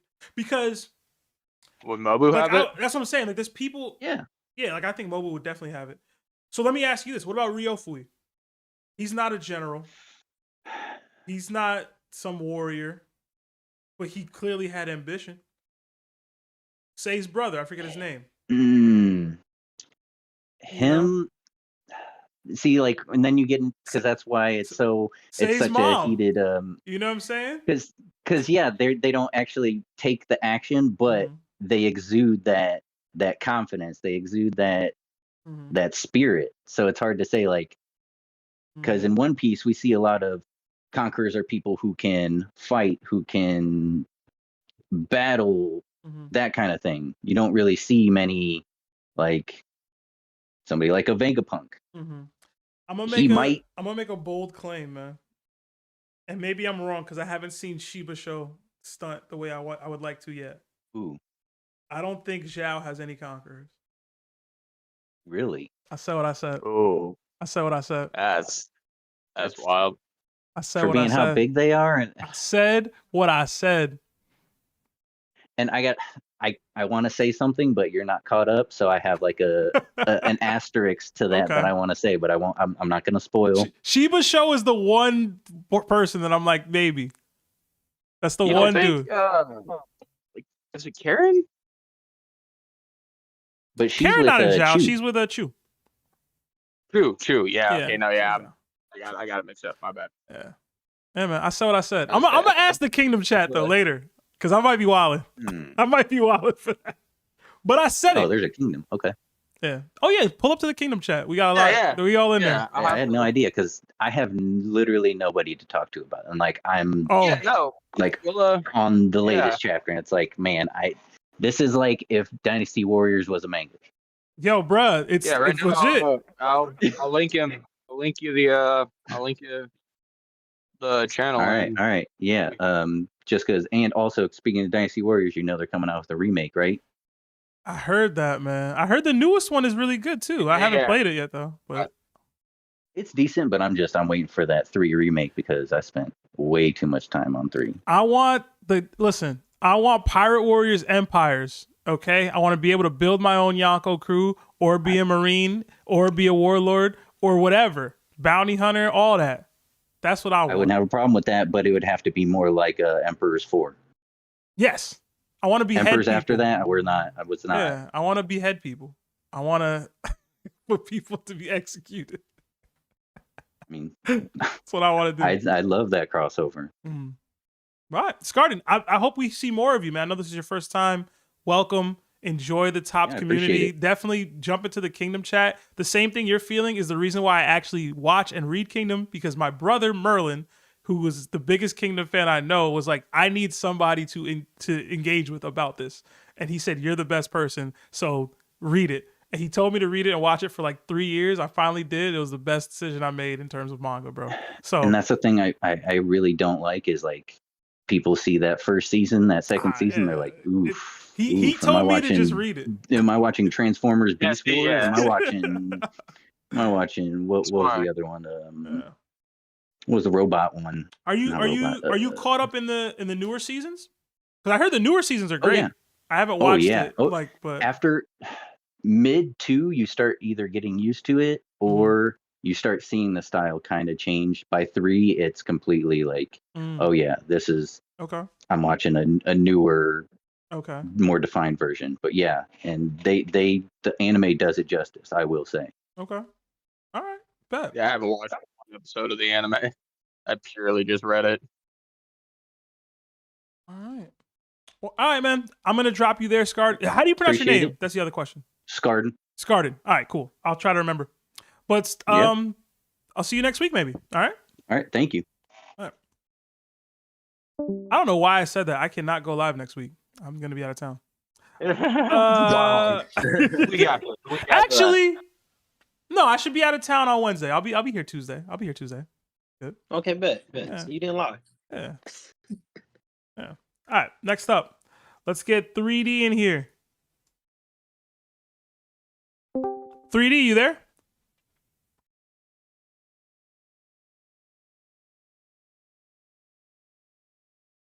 "3D going once. 3D going twice. Alright,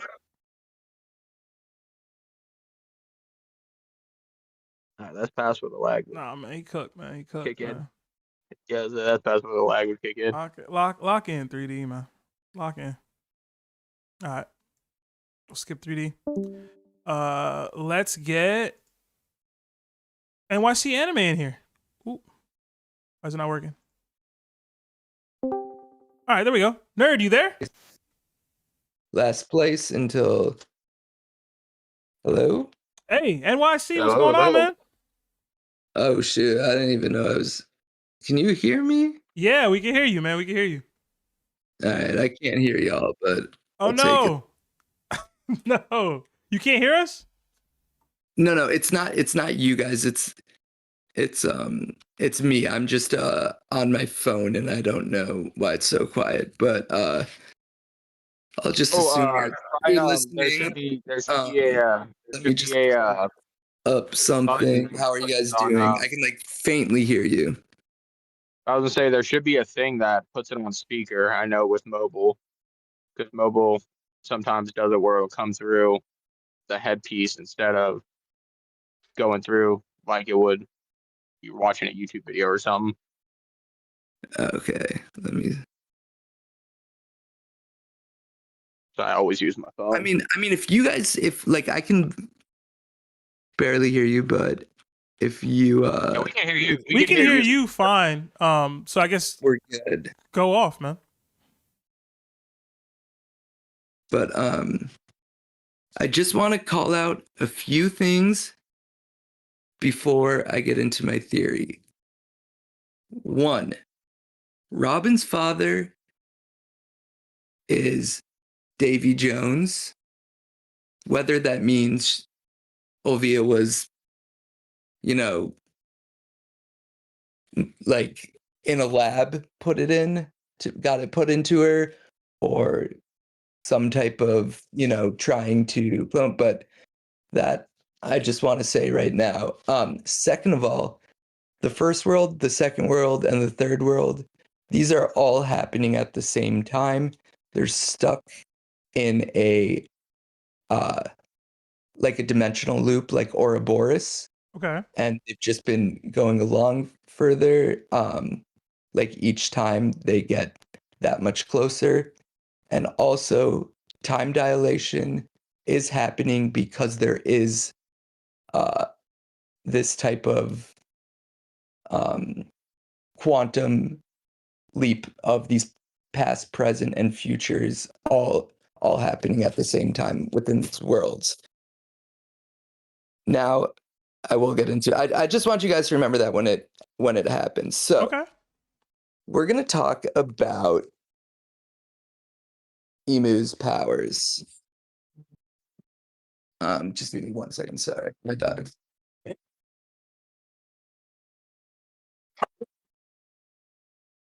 Sorry, I've got a really fucking annoying. I've got a really annoying neighbor. So, all right, the red dragon theory. So, I think Emu's power being built on the red jaguar, or the red dragon, also known as the Grand Grimoire. And once you see it, it'll get dark real fast because the red dragon is not just some spooky demon book. It's the whole identity it's built around: summoning, binding, and making pacts.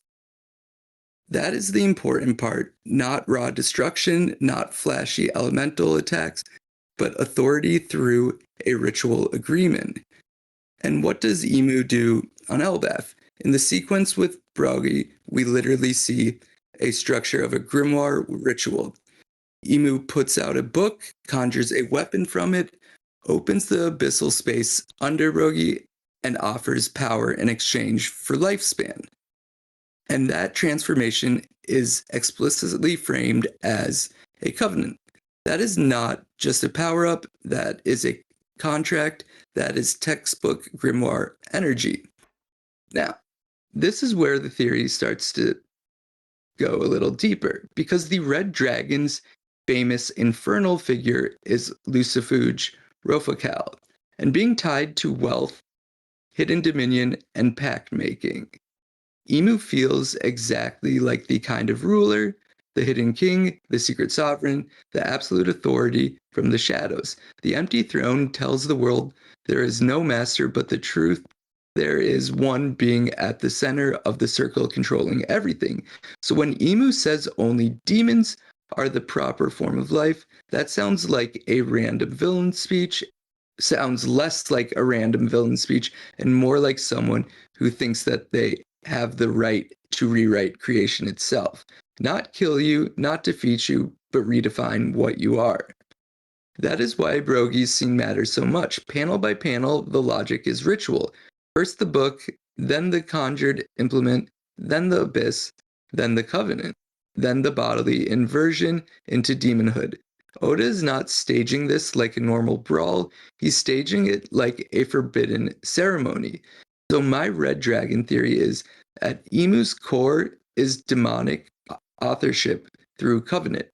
Emu doesn't just overpower people, Emu enters their existence like a cursed editor and rewrites the page. Broggy is not beaten, Broggy is re-authored. And if that's true, then the world government itself may be one giant covenant system with the Gorosei, the Holy Knights, and maybe even their immortal, all tied back to the same infernal contract engine that would make Emu less of a final boss and more of a hidden high priest of a global ritual that's been running for at least 800 years. Now, the real script, the Black Dragon theory. Now, if the Red Dragon explains the pact, the second grimoire, the Black Dragon, explains the spread. And this is where Emu goes from terrifying to apocalyptic, because the Black Dragon, described as later in the grimoire, with a similar operating system to the Red Dragon, but with a bigger, more aggressive promise. The magician is given the power to subjugate all infernal forces. The wording matters. The red dragon is about making the deal. The black dragon feels more like running the system after the deal is made. And look at how Dami Reversi works. This is not just a victim falling into curse. Once your first conversion happens, the process can keep moving. The summaries say if two demons stand on either side of a target, can be transformed like the board game Reversi. That means Emu's power may not only be covenant based, it may be positional, expandable, and contagious. That is the pure battlefield occultism. Bragi becomes a demon, then Dory, then the others. The first pack becomes an infernal domino line. This is exactly why Black Dragon Lens is so strong, because this is no longer just one soul being bound. This is an entire army being possessed through a demonic operating system. And there's another layer here. The Black Dragon is described as a pastiche built from earlier grimoire traditions, something compiled by a working magician, a practical mix designed to be used. This fits Emu's techniques perfectly. A Kuwaru feels like a ceremonial covenant. Dami Reversi feels like an applied conversion method. One opens the contract and the other enforces and propagates it. So my theory is that Oda may be splitting Emu's power into two occult halves. The Red Dragon half, which makes the Infernal Pact, and the Black Dragon half, which turns the pact into mass domination. That is why the giant transformation feels so disturbing. They are not random monster designs, they are signs that Emu's power can take heroism, identity, kingship, and national pride, then flip it all of it black and send it back to a world as a weapon. Now, the theory is pretty big, so the Red Dragon Emu is the contract, the Black Dragon Emu is the control system. The first says, give me your lifespan and self. The second says, now you belong to me. I can use you to convert everyone around you. That's why Emu feels so different from other villains in One Piece. Kaido crushed you, Blackbeard consumes you, but Emu corrupts the very category of life. Emu is not just trying to win a war, Emu's trying to turn the world into a grimoire where every living thing becomes a line in the spell. Now, this is also not finished, but it goes into the fact of why books are being destroyed, because in the occult world, knowing the names of these these infernals, these demons, is a way to, fight back on them, to be able to learn about them, to be able to learn their powers. Now, I think that Emu is actually going to be using 3 books, those 2 and the Book of the Dead. But partially why this is important to the story is because Emu, Lily, and then now going to be Vivi, is that he's using kind of these, well, Vivi's obviously of bloodline, but Gunko, he's using their lifespans in turn to, I believe, find Davy Jones so that they can become like one complete whole. That's where it eventually goes to. But yeah, I think his power is going to be magically based, and I'm not saying he's not going to have Haki, because he definitely does. We've already seen it, but I think he's going to use these ancient books of mysticism, like when we saw Gunko. Right. I do like that a lot because although I'm not too familiar with the grimoires or the occult in general, I do think that Oda's clearly playing into that motif with Imu's abilities and his powers. I know a lot of people have theorized that he's has like the devil fruit, like the devil fruit. I think signing of contracts or signing your life away, your existence away, your soul away is a part of that like theme and motif. I do like how deep you went into the two different separate types of the power, because in One Piece most powers do have some secondary element to them. So I like that you said the black dragon, the occult, the books, tying in the fact that they are burning history and knowledge. I never thought of they can find the names of these demons and they'll be able to set them free. I just like the idea of the burning books to remove knowledge, because knowledge is power. And like that's been a consistent theme throughout One Piece, basically how fearful they are that anybody learns the truth. But both things can work, and like more specifically with Imu, if it's like a continuing that theme with the books. I just don't know so much about the occults or grimoires to like really give like an in-depth like agree or disagree, but I do like everything I heard you say, nerd. Thank you. Yeah. Can you can hear me though, right? Yeah. Okay, yeah, cool. yeah. Okay, cool. Can I just say one quick thing before I go? Because I know that was kind of long and I know you got a lot to run through, plus starting late. No, yeah, go ahead.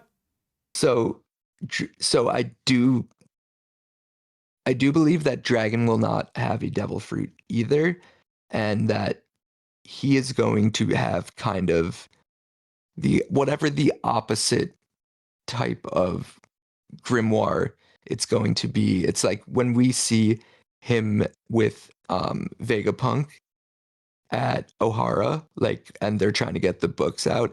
I think Vega kind of instructed him to go and like learn his heritage, which I think is going to be Shandorian, but this is where things for me get kind of cool, because he's known as the insurgent serpent, right? And everybody right now is like, oh, he's going to be a dragon, blah, blah, blah. I don't know when Oda's ever hit anything on the nose. That's like telling me that he's actually just going to literally turn into Wukong, which I don't see happening. I really don't. But I think it's the serpent insurgent, because I think he was actually a dragon slayer is what we're going to find out, which may give him mystical powers of the dragon, because we know that Ryuma also slayed a dragon. Now, if you go and look at Ryuma's clothing, he has the same X markings as the tattoo over Dragon's eyes that he wears.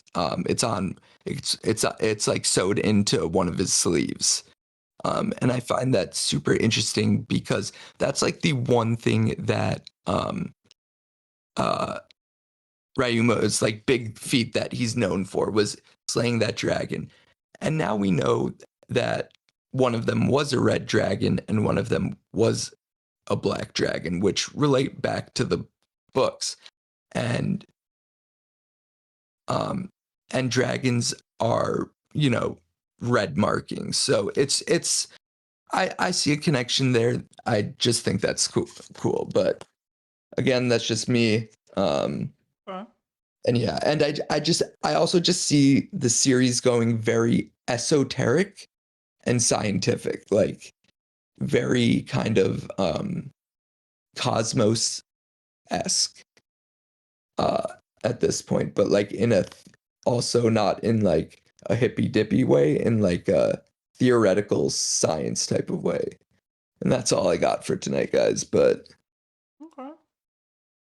Nerd, that was great, man. Thank you so much. And I don't know if you saw, I'm trying to do it where I showcase what you guys are speaking to on the actual stream, so people get a visual kind of what you're saying. So when you were breaking down Gunko and Imu and the books, I tried to get in there and showcase those panels that you were referring to about the books and him speaking about demons being the only proper form of life, etc. So hopefully you like that. But I'm not on my phone, so I didn't see it, but I'll check it out. but like, is it easier if like next time I send you some big, like if I send you a few images that are like on the big points, is that easier? It might be, yeah. Send whatever you got. I'll try to make it work. What's also interesting about one of the books, you specifically like make a weapon first before you conjure it, and I just thought that was weird because she pulled out a shotgun. Like, yes, we've seen guns, but like a double barrel shotgun is just like, I don't know, like the duality of having two souls. But anyways, thank you for having me. Have a good night, guys. Twilight. Thank you, guys. Yeah, man. Have a good one. See you, bro. Yeah, he was going off. I ain't gonna lie. I really like that one. That was a fire theory. It was a fire Yeah. theory. Misery was like, "Yeah, I wasn't paying attention. Was he spitting?" I'm like, "Yeah, man, he was spitting. He was spitting, bro. He was spitting." We did get another 5 from Davy D. Oaks. It says, Chopper's backstory is so much more sad knowing the mushroom he was looking for is his devil fruit. Yeah, which is why I do kind of subscribe a little bit to the Chopper having this forest god fruit if it can cure people in that way, because it does make Chopper's story that much more tragic, in my opinion. I know a lot of people don't like it. I do like it a little bit. All right. We got a couple more Carlos to get to. Let's get 3D2Y in here. He said he's good to go now. 3D, you there? Yeah, I'm here now. All right, talk to me, man. What's going on? I did have a question for Larry, but he's not here today, so. Yeah, sorry, man. Larry has something with his girl going on, so he couldn't make it today. He couldn't make it for us, you know? I'm gonna tell y'all this right now. I ain't never gonna prioritize y'all over my lady, man. Know that. Larry doing it right, man. Larry doing it right. So when we were here, you know what? Never mind, bro. I told you I was locked in, Toby. I told you that. You ain't listening. You're not hearing me. Don't worry, Toby. I'm happy for you, bro. I'm happy. Toby get roasted in DC. Talk to me, 3D. What's going on? Well, Chainsaw Man just finished up. I don't know if anybody's been reading the manga. Chainsaw Man's done? God. Don't get me started on that. No, I mean it finished. I don't know if it's completely finished, but yeah, it's done with their current part right now. Yeah, I've seen like six total episodes of Chainsaw Man. I'm not gonna lie to you. 6 total. I enjoyed them. First part of Chainsaw Man's fire. First part of Chainsaw Man's absolute fire. Second part, complete chaos. That's what I would say. I'm gonna stop there. Otherwise, I'm about to crash out. Is it that bad? I'm gonna keep my silence on that. Okay. No, I mean, me personally, I thought it was a entertaining read. But... entertaining, I'll give it that. Entertaining, yes. Coherent and any form of plot or like direction, that's a different story. Okay. Well, what's up, 3D? What you want to talk about? Oh, I don't know. I don't really got nothing. You talking to any aunts lately? You ain't never gonna live that Danyris. Oh my god! Y'all been trying to tell me y'all would have stopped smashing Danyris, man. Seriously? I don't know. Give me the backstory on that, because I've never seen the show. Like, what was? I saying you're wrong. Okay. So, spoilers. Sorry for anybody who have never seen Game of Thrones or whatever. Essentially, two of the main characters ended up falling in love, right? And they ended up being long lost relatives, and like, it was his aunt. Like, the main character guy was like the son of one of the brother of the main character girl. Oh. But like, they didn't know that at all. They had no means to know that other than this guy read a book and was like, yo, this is who you actually are. You're not the son of this person who you thought was your dad. This is your father. And in his mind, he realizes that would make him related to this girl that he was in love with and currently sleeping with. And he was like, yo, I can't do this no more. And I was like, bruh, I feel like where they were how it was happening, it shouldn't have had an actual impact on how he felt about her, personally. Plus, he didn't even verify that information from Sam at all anyway. Like, he just believed his boy was like, oh. Like, maybe fact check that, man.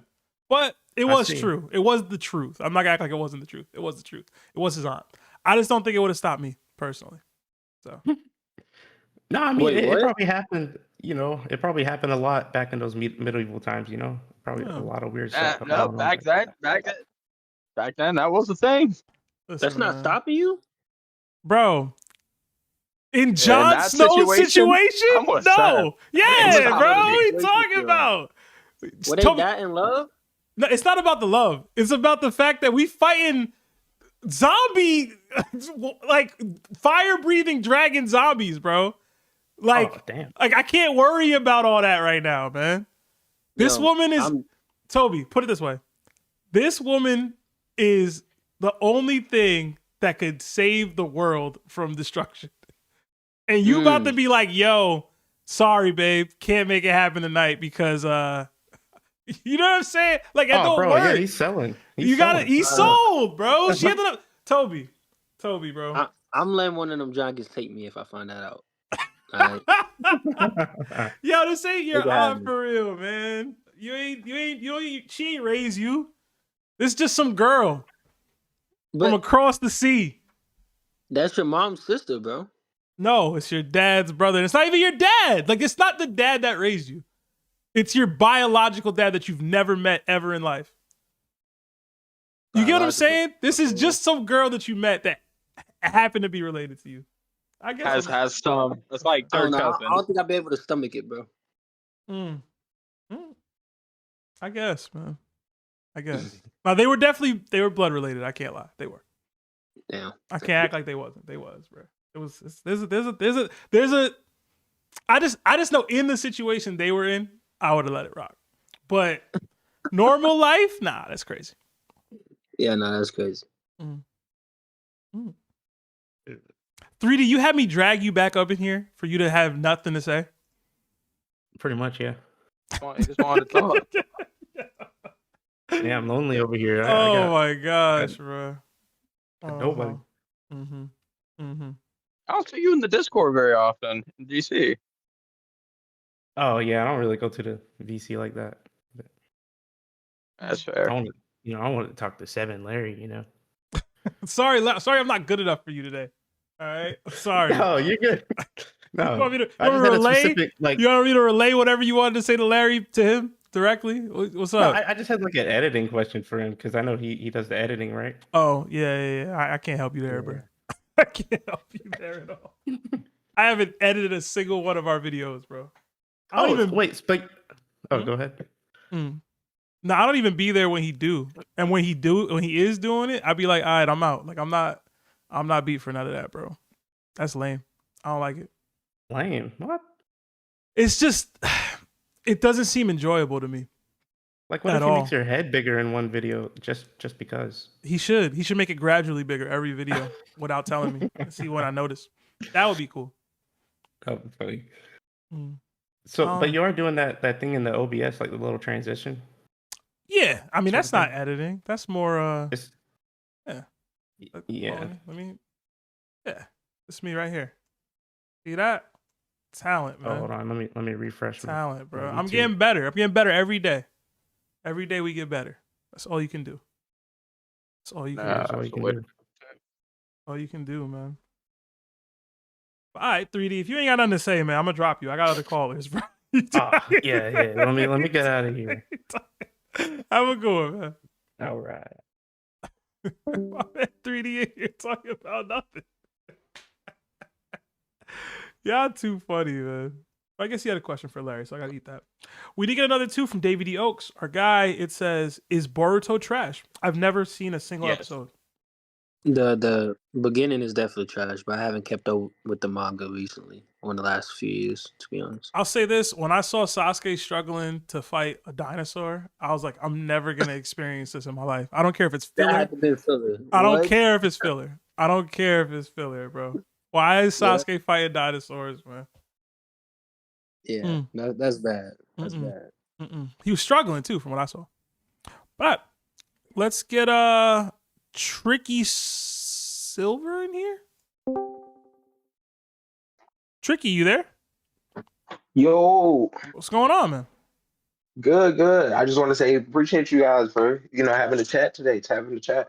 Yeah, man. I was worried that we weren't gonna be able to do this because of the issues we were having with Discord's like voice channel stuff. But Yeah, it looks like me they and fixed Broker it. joined when we seen it, and it was messing up real bad. He said he had to tech support it out. Okay. Yeah, man. He helped us out. So, But talk to me. Is this our first time communicating? I don't know that I've. I'm about to say I don't think I've heard from you before. Well, welcome. No, I'm always in the voice chats. I've watched our streams for about I think 2 or 3 years now. Oh wow. Okay. It's been cool. I gotta ask, how do I You guys are amazing. pronounce the name? It's TrickSylv or what is it? Yeah, TrickSylv. Okay, cool. All right, what's up? What's your question, theory? What do you want to talk about?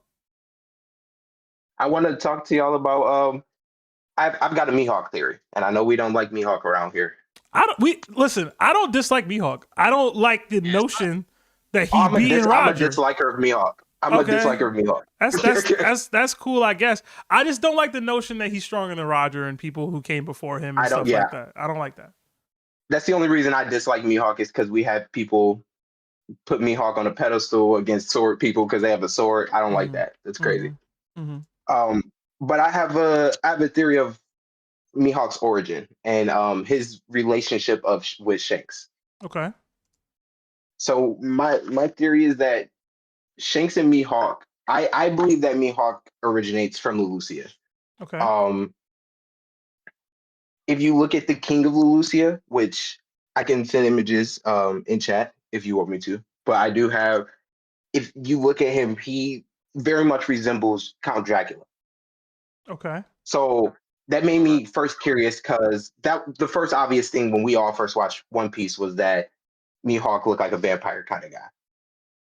So it very much interested me when I seen the King of Lulusia look like Count Dracula in a way. So I started looking more into Lulusia and what was going on. So the first thing I noticed was which I'll send a picture of it. There's the Kingdom of Lulusia always looks similar to the country of Transylvania. The depiction that they have for it, the layout that the castle kind of sits on, it sits on a high hill that kind of overlooks the rest of the small town of cities surrounded by a bunch of trees. So that made me very interested. I was like, okay, so where have we seen other vampire-like characters? And the first one, of course, was Moria, but we know where Moria's origins come from and that he's an actual Oni, maybe, or something of that nature. So I looked towards Mihawk again, and I started to notice similarities between the obvious dress of the King of Lulusia to Mihawk, the cape with the black outside, the red on the inside. Then I noticed that the King of Lulusia wears a rose on his chest, whereas Mihawk's, the pattern on his shirt is a rose-like pattern. So it got me wondering, okay, well, what else about Mihawk? And a lot of Mihawk people, which I hate, understand. I always hear them say Mihawk always had daily duels with Shanks. And that was a stated fact. So I thought to myself, okay, well, where would these duels go? Or where would they take place? And with the new revelations that Shanks had his feet in the Holy Land at a certain point in time, before he was an established pirate, made me wonder, did Shanks meet Mihawk somewhere near the Holy Land, like everybody else has wondered, but more specifically, Lulusia? So I had a theory that maybe I believe that during Shanks' time in the Holy Land, when he was feeding and training or whatever the Coven stuff consisted of, I think that's where he met Dracula Mihawk. I think they're somewhere in the Holy Land, either Mihawk was, and Broker brought this up, which very much interested me, is Mihawk is called the Marine Hunter. But a lot of the times translations get confused. And the translation could actually be the Hunter Marine, which would make him a hunter for the Marines less than a pirate that hunted Marines. And we've never had physical proof of Mihawk hunting down Marines. It's just been something that has been stated in this world. Same thing as things have been stated, which we know the government twists tails to make things make sense for them. Mm-hmm. So my theory was, I think that Shanks met Mihawk in the Holy Land as Mihawk was also training to become some sort of Holy Knight. I believe in this training, this is where we have this relationship of Mihawk and Shanks being bonded. And I think it was more of a friendship than it was a rivalship to start. I think beginning this friendship, they kind of trained as normal pirates, and Mihawk was under the guise that Shanks is not a pirate. Because at the time, Shanks wouldn't have been claiming that he was a pirate as he works for the Holy Land now. And he's claiming to be for Garland, which means he wouldn't classify as a pirate. Mm-hmm. So outside of, if Mihawk really was a hunter for the Marines and he hated pirates like he says he does, wouldn't Mihawk hate Shanks for knowing he's a pirate? And how could he call himself a rival to a pirate? And I think that's where that starts, is that Mihawk and Shanks' rivalry was before Mihawk understood that Shanks was a pirate. And I think this is now why Mihawk has such disdain towards Shanks. Does he have disdain towards Shanks? We've never seen him at any point in time speak highly of Shanks. I mean, and I don't mean it in a way of like praising him, but when you talk about your rival, you don't talk about your rival like they're less than. Otherwise, you don't claim them as your rival. It's like, look at Blackbeard or Whitebeard and Roger. If he had disdain, though, would he even pull up on him and give him Luffy's bounty? Like, would he do that? I don't think that's feasible, if that's the case. Like, he has respect and even admiration for Shanks to the point where he would go, he remembered something he said, cared enough about Shanks' reaction to it to give him that information. He's disappointed in the fact that he can't continue to fight Shanks at Shanks' full power, or at least what he would believe to be Shanks' full power. That's how I have understood that. Which is how I've always seen it as well. Mm-hmm. But with all of the things that we have seen, and me seeing more rivals in One Piece, the more rivals I see in One Piece, the less Mihawks and Shanks rivalry looks like a rivalry to me. Mm-hmm. The more it looks like two people who have a disagreement about something now. So to me, and this is going to seem vague, the way that I think Oda has tended to bookmark rivalries in One Piece is something that we have technically seen Shanks and Mihawk do, and that's sharing sake cups together, right? So we've seen Roger and Whitebeard do that. We've seen Noland and Calgara do that. We've seen I'm blanking. We've seen Big Mom and Kaido do that. We've seen Shanks and Mihawk technically do that. We've seen Harold and Rox do that. So true, that's my point of, I do think Mihawk is his rival. I do think, but I think the reason that Mihawk has established that he hates pirates. Has he? He doesn't like them. Even when he in Crossgate, he said he doesn't like working with pirates. He doesn't like associating with them. Pirates, or was it just other people in general? Like, I don't know that it's pirates. I mean, of course, Mihawk is a loner anyways. He is the loner emo boy at the end of the day. But throughout his story, I've seen from him, he has that same, like, it's like Zoro at the beginning, a person who has some sort of beef with pirates. Same thing as, like, I wouldn't say like Smoker, because Smoker is like hateful towards pirates. But we've seen characters like that first instance of Zoro, where Kobe, for example, where meeting a pirate can change people's view on pirates as a whole, but that doesn't mean that you care for others. Kobe loves Luffy and his crew, and he knows that good pirates can exist. However, he doesn't care for other pirates because 90% of them are assholes. I mean, I'm sorry, they're terrible. So again, like I said, it's, you know, all theories are just theories, but I've seen so many similarities of I feel like there has to be so much more between Shanks and Mihawk than just we swung swords with each other a couple times. Yeah. I can say I actually would subscribe or would vibe with a lot of what you said in terms of the theory. I just you lost me with the disdain part. But I like the Leloucia part. I like the vampire connection. I like the roses and the motif and the theme. I like how far it is from the Holy Land, that might have been where a Shanks and Mihawk battle has taken place. And beyond that, a piece of me that thought about this too was, I don't know if you remember this, but okay, so in God Valley, when Rox is talking to Eris, the game plan was for them to meet up at Leloucia, right? Yep. As for why, I don't know if it's just because it was nearby, or if it's some sort of Davy clan like secondary hideout. You know what I mean? I think the former king of Leloucia was an assistant of Joy Boy. I think he helped Joy Boy in that first era. Okay. I think the sword that Mihawk has is like a family sword. Okay. That was like more like a relic than it was a sword. I think Mihawk was the first to pick it up as a weapon. Maybe.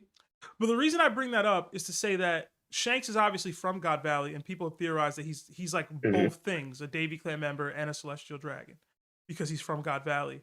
But if there is some deeper connection to the Davy clan, like Davy clan and Leloucia, I could see Shanks going there to look for answers or something in regards to his mother, regards to whatever, because, you know, maybe there's just something there, and maybe that's where he meets Mihawk.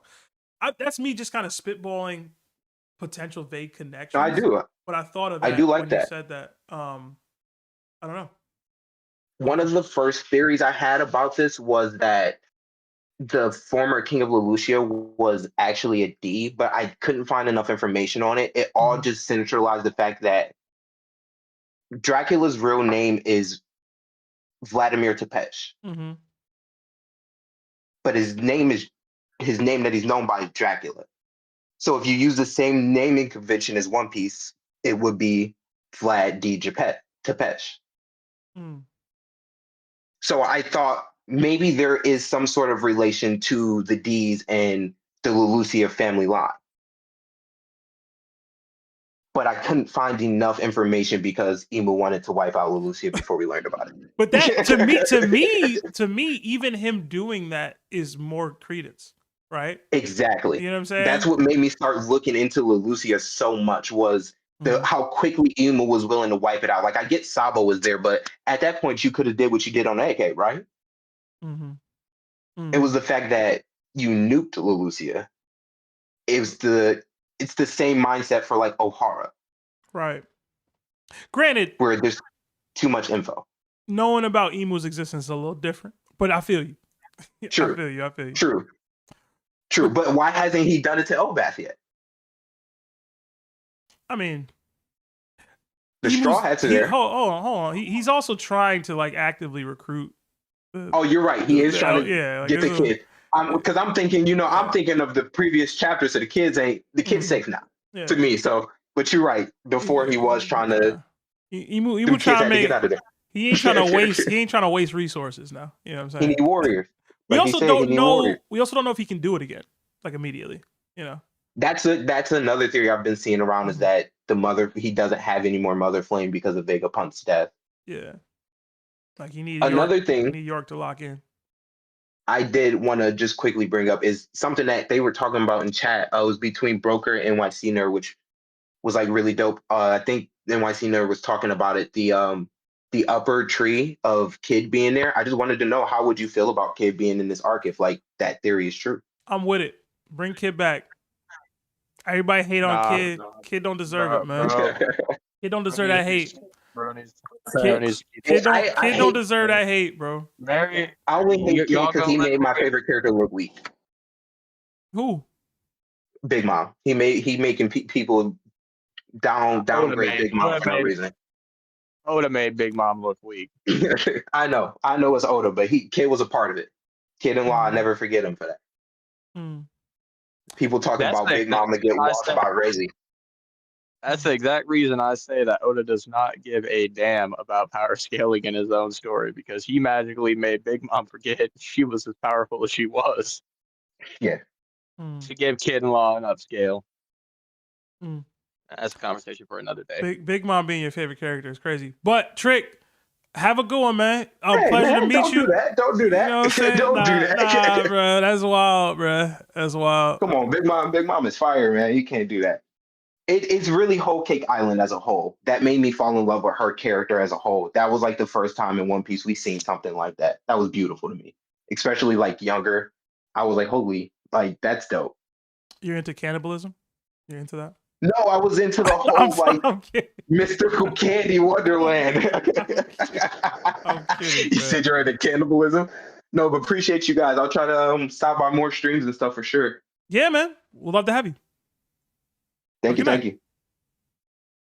All right. Oh man, Big Mom fans in it. That's crazy. I mean, One thing I'll say for Kid, never forget Shingang for Kid. sure, that's man. That's the one saving grace with Kid. Doesn't make me completely hate Kid. Bring Kid back for Shin, man. We got another 2 from Daimyo Dao. It says the chapter stream was wildin'. # shake them grapes. Hey man, y'all shake your grapes. Y'all shake your grapes. Oh, that was wild. You keep going. Mm-hmm. All right, let's get Raven D Storm in here. Raven Storm, you there? What's good? What's going on, man? Okay, I have a couple of things. I'm gonna keep it quick. I have a bone to pick. Y'all start out TOPT. Y'all talk anime and One Piece. That's a lie. That's a lie. I'm gonna call y'all out. That's a lie. Is it? Anytime anybody wants to talk about Hunter x Hunter, Full Metal Alchemist, anything, y'all ain't seen it. That's not true. I have seen Full Metal Alchemist. I love Full Metal. It's in my top 5. We need more conversations. Listen, y'all just pick animes I haven't seen, and I'm not gonna lie and be like, yeah, I watched this thing. I ain't watch it. That's fair. You know, we talk about anything. Listen, I open it up to the other people. I will. What's the word I'm looking for? I think I'm more speaking on like Larry and the Twins. Larry probably see more anime than me, to be real. And that's the thing. He does. I'm so glad that he has the channel that he's doing the chapter readings on, so that he can grow that, because I would love to hear him. I need to hear all of the JK, like his other videos that he got. I love that shit. Stuff, things. Oh, sorry, man. Sorry. Another thing, Brule wood. That's all. That's all. Brule would what? Wood. Wood. She you would. We would. Come on. Hear me out.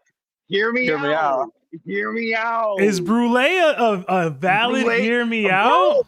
Brule is a valid hear me out. The fact that we're unsettling. Go ahead. What's up? My hear me out is Dr. Correa.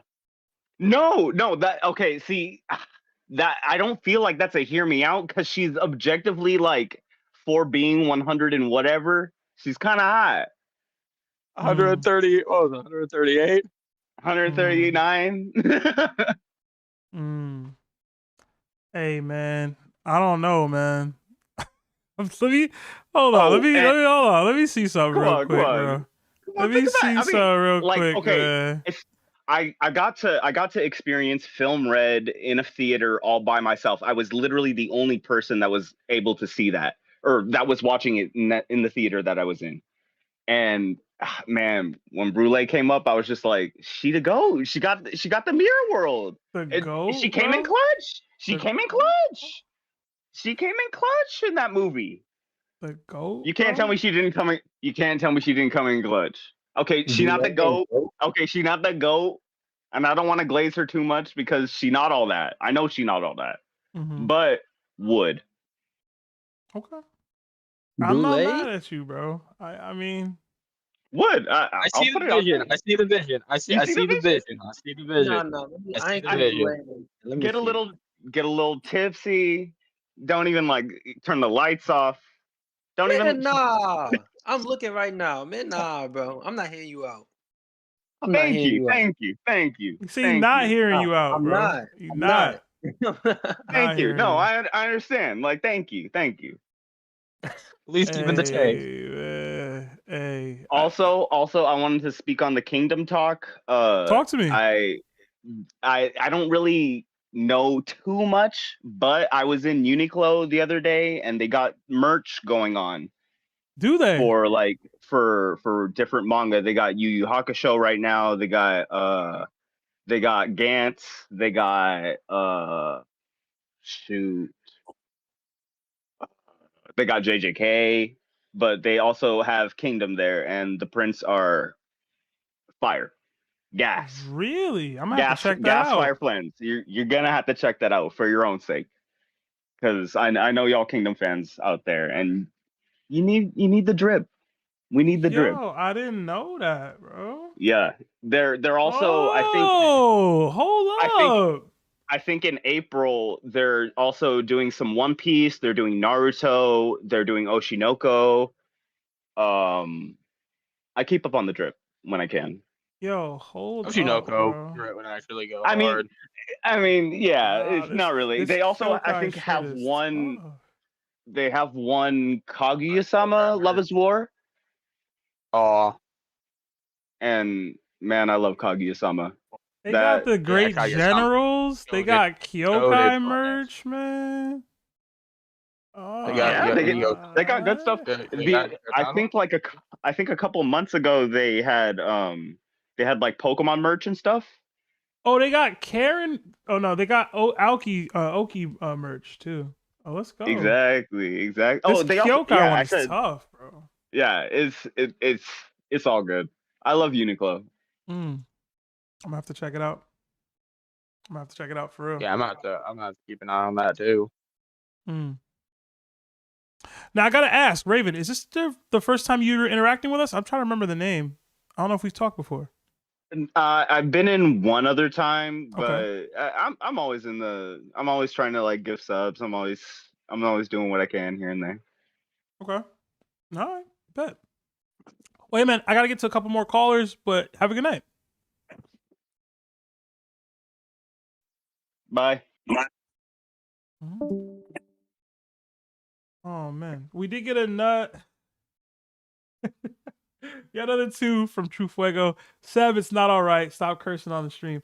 Listen, I don't want them to feel, too badly.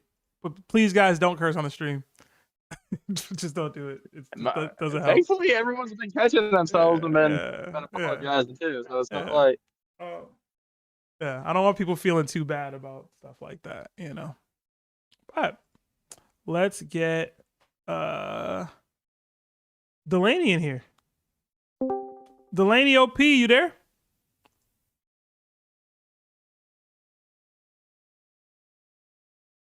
Delaney, you with us, man? I'm here. There we go. How's it going? It's going good. How are you doing?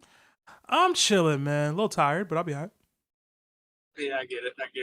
I wish all 4 of y'all were here because I really want to say that you guys are like one of the best things that ever happened to One Piece. Oh, wow. I'm serious. Out of any content creator or anything, the fact that you guys all have, for the most part, different opinions on stuff, that there's always, you guys are always having those arguments and conflicts on stuff. It causes me to think. Because, obviously, watching One Piece, I got my own opinions about things, but, I wouldn't think about could current Blackbeard beat, God Valley Kaido or anything on my own. Like, that's not something I'm just coming up with to think about. Mm-hmm. But, and I think a lot of what Oda does is leave a lot of stuff up to interpretation. And I think that's what makes the story so great. Mm-hmm. And the only thing I wanted to talk to you about was the Gura. Yeah. Because the Gura face quake scaling is crazy. Because I don't know about anybody else, but when I interpret the Gura and they talk about it being, it's a fruit that could, destroy the world, I think of it as being the physical world. Like, it's that, it's powerful that way. I don't think of it as when you're going up against Kaido or Rocks or whoever. Like, I just see it being, okay, I can destroy islands. So when we're scaling, like, you think the quake that Blackbeard took is the same quake that, Akainu took. I don't see it that way. Mm-hmm. But that's just me. I didn't know if anybody else thought of it that way, so I just wanted to put it out there and that. No, I don't think Even asked if you even looked at it that way. Mm-hmm. I think the way I view the Gura is a little different than a lot of people, which is probably why I run into the issues that I have with my contemporaries on the pod, my brothers and Larry. The way I view the quake itself is that it essentially grants Blackbeard or whoever's using it borderline advanced Conquerors Haki capability, because it gives you the ability to bypass regular scales and do internal destruction on somebody, and it has the compounded element of like the actual quake. So like when Akainu got hit by Whitebeard, it was like getting hit with an advanced Conquerors Haki attack, which it could have also been imbued with that too, because Whitebeard is Whitebeard, right? But like that's what the Gura allows for you to do. So that's why it only took 2 shots, because he's like getting hit with something extremely damaging, right? So like when I see people get hit with it and they're like not dead, like Blackbeard got hit with that, not the same attack, but like he took the quake to the face. That giant was KO'd relatively easily. Blackbeard got hit with that. Yeah, he winced in pain, but like I said, he had the same reaction to Luffy's gear too. That's just how he reacts to damage and pain. So like, to me, the Gura basically allows for you to do this internal destruction on a level that like you essentially would need to be using Ryuo or advanced Hakis to do normally. You know what I'm saying? So like, yeah, no, I get it. So that's why when I'm like arguing people about it, I'm like, yo, this is what the Gura allows this man to do, and they have their pushbacks. But if it lands, it's gonna do real damage no matter who you are. To me, anyway. So.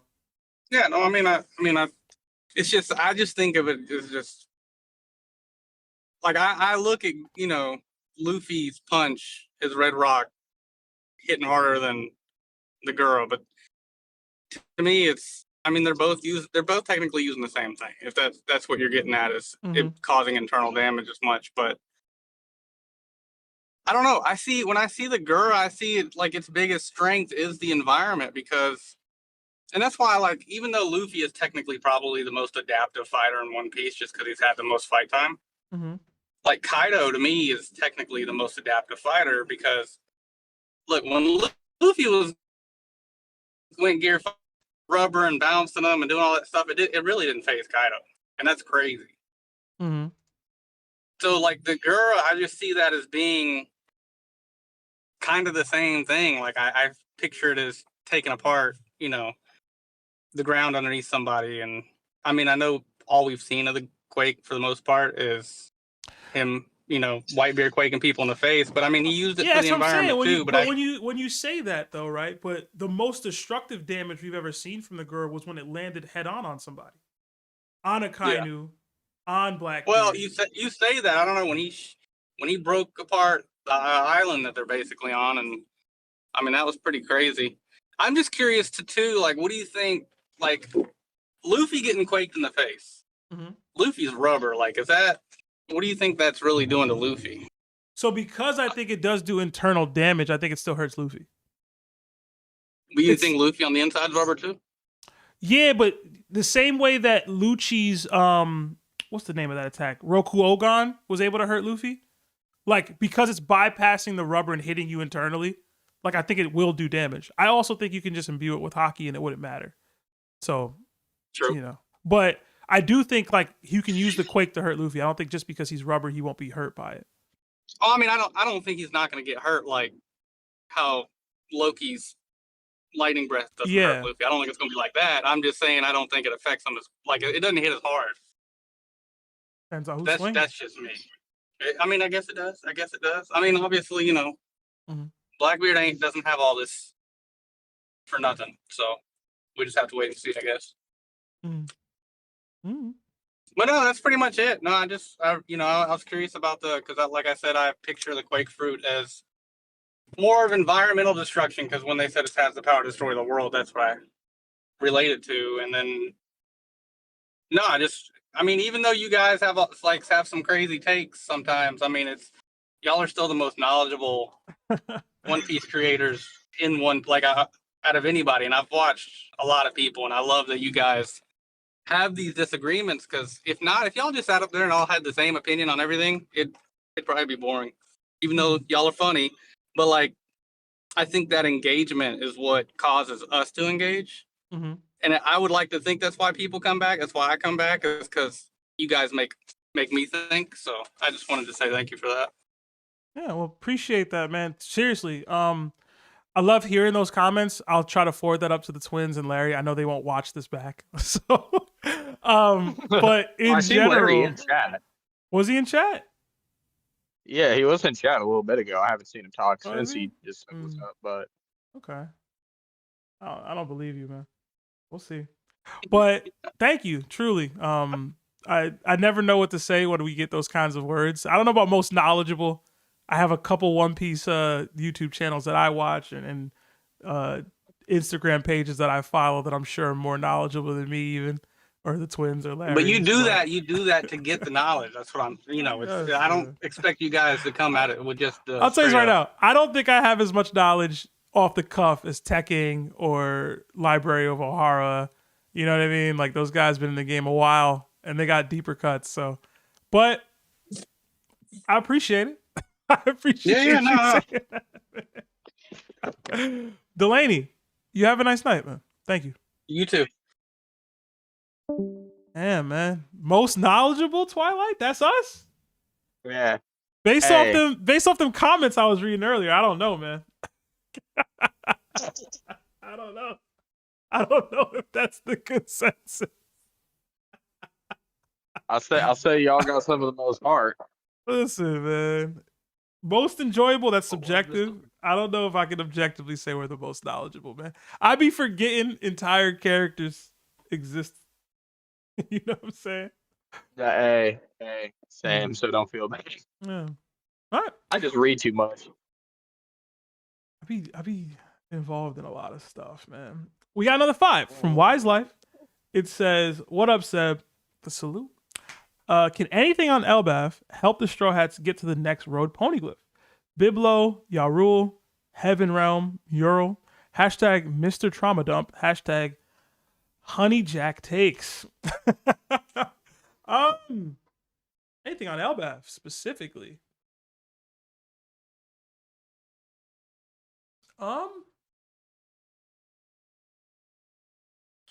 Like the correct answer is Gaban, right? Like if we wanna keep it a buck, he was the navigator too for the Pirate King crew. He would be the I was gonna say he would be the strongest contender for what leads him to the next. Yeah, like I don't. Or gives him any knowledge on where it could be. Yeah, I'd have to go Gaban. I just don't like that answer because I feel like it's cheating. If the guy who navigated the crew to that island is like, oh yeah, this is like, I don't like that. I don't think Luffy would like that. Well, so yeah, that's why I feel like he wouldn't give them. It can't be a direct exact directions, but he'd be like, hey, if you want to know your next path to take, like this would be a good spot to look. Okay. Yeah, I'd have to go Gaban, man, even if I don't like it. We got another 5 from Fatty G's. It says, y'all seen the new Hail Mary movie? Reminded me of Interstellar. Pretty good. All right, so I said this on the pod on Monday, and I don't think people heard me, or at least I didn't get the flack that I thought I would get for it. I am not a big fan of Interstellar at all. I didn't think it was that good at all, really. Like, I was just kind of like, okay, this is cool when I saw it. Never watched it. Didn't see it in theater, so I will say that. But in general, I was just like, this is just okay. I also didn't like that the power of love is essentially the answer at the end of the movie, which I was like, shrugged. I did like scenes in it, though. There are some very good moments in the movie. I just don't, people consider it like a top 5 movie of all time. It's like really highly rated on like IMDb and Letterboxd. I was like, it's cool. I don't even think it's Matthew McConaughey's best performance. I don't even know if it's top 5 Matthew McConaughey performances, man. Maybe I'm a hater.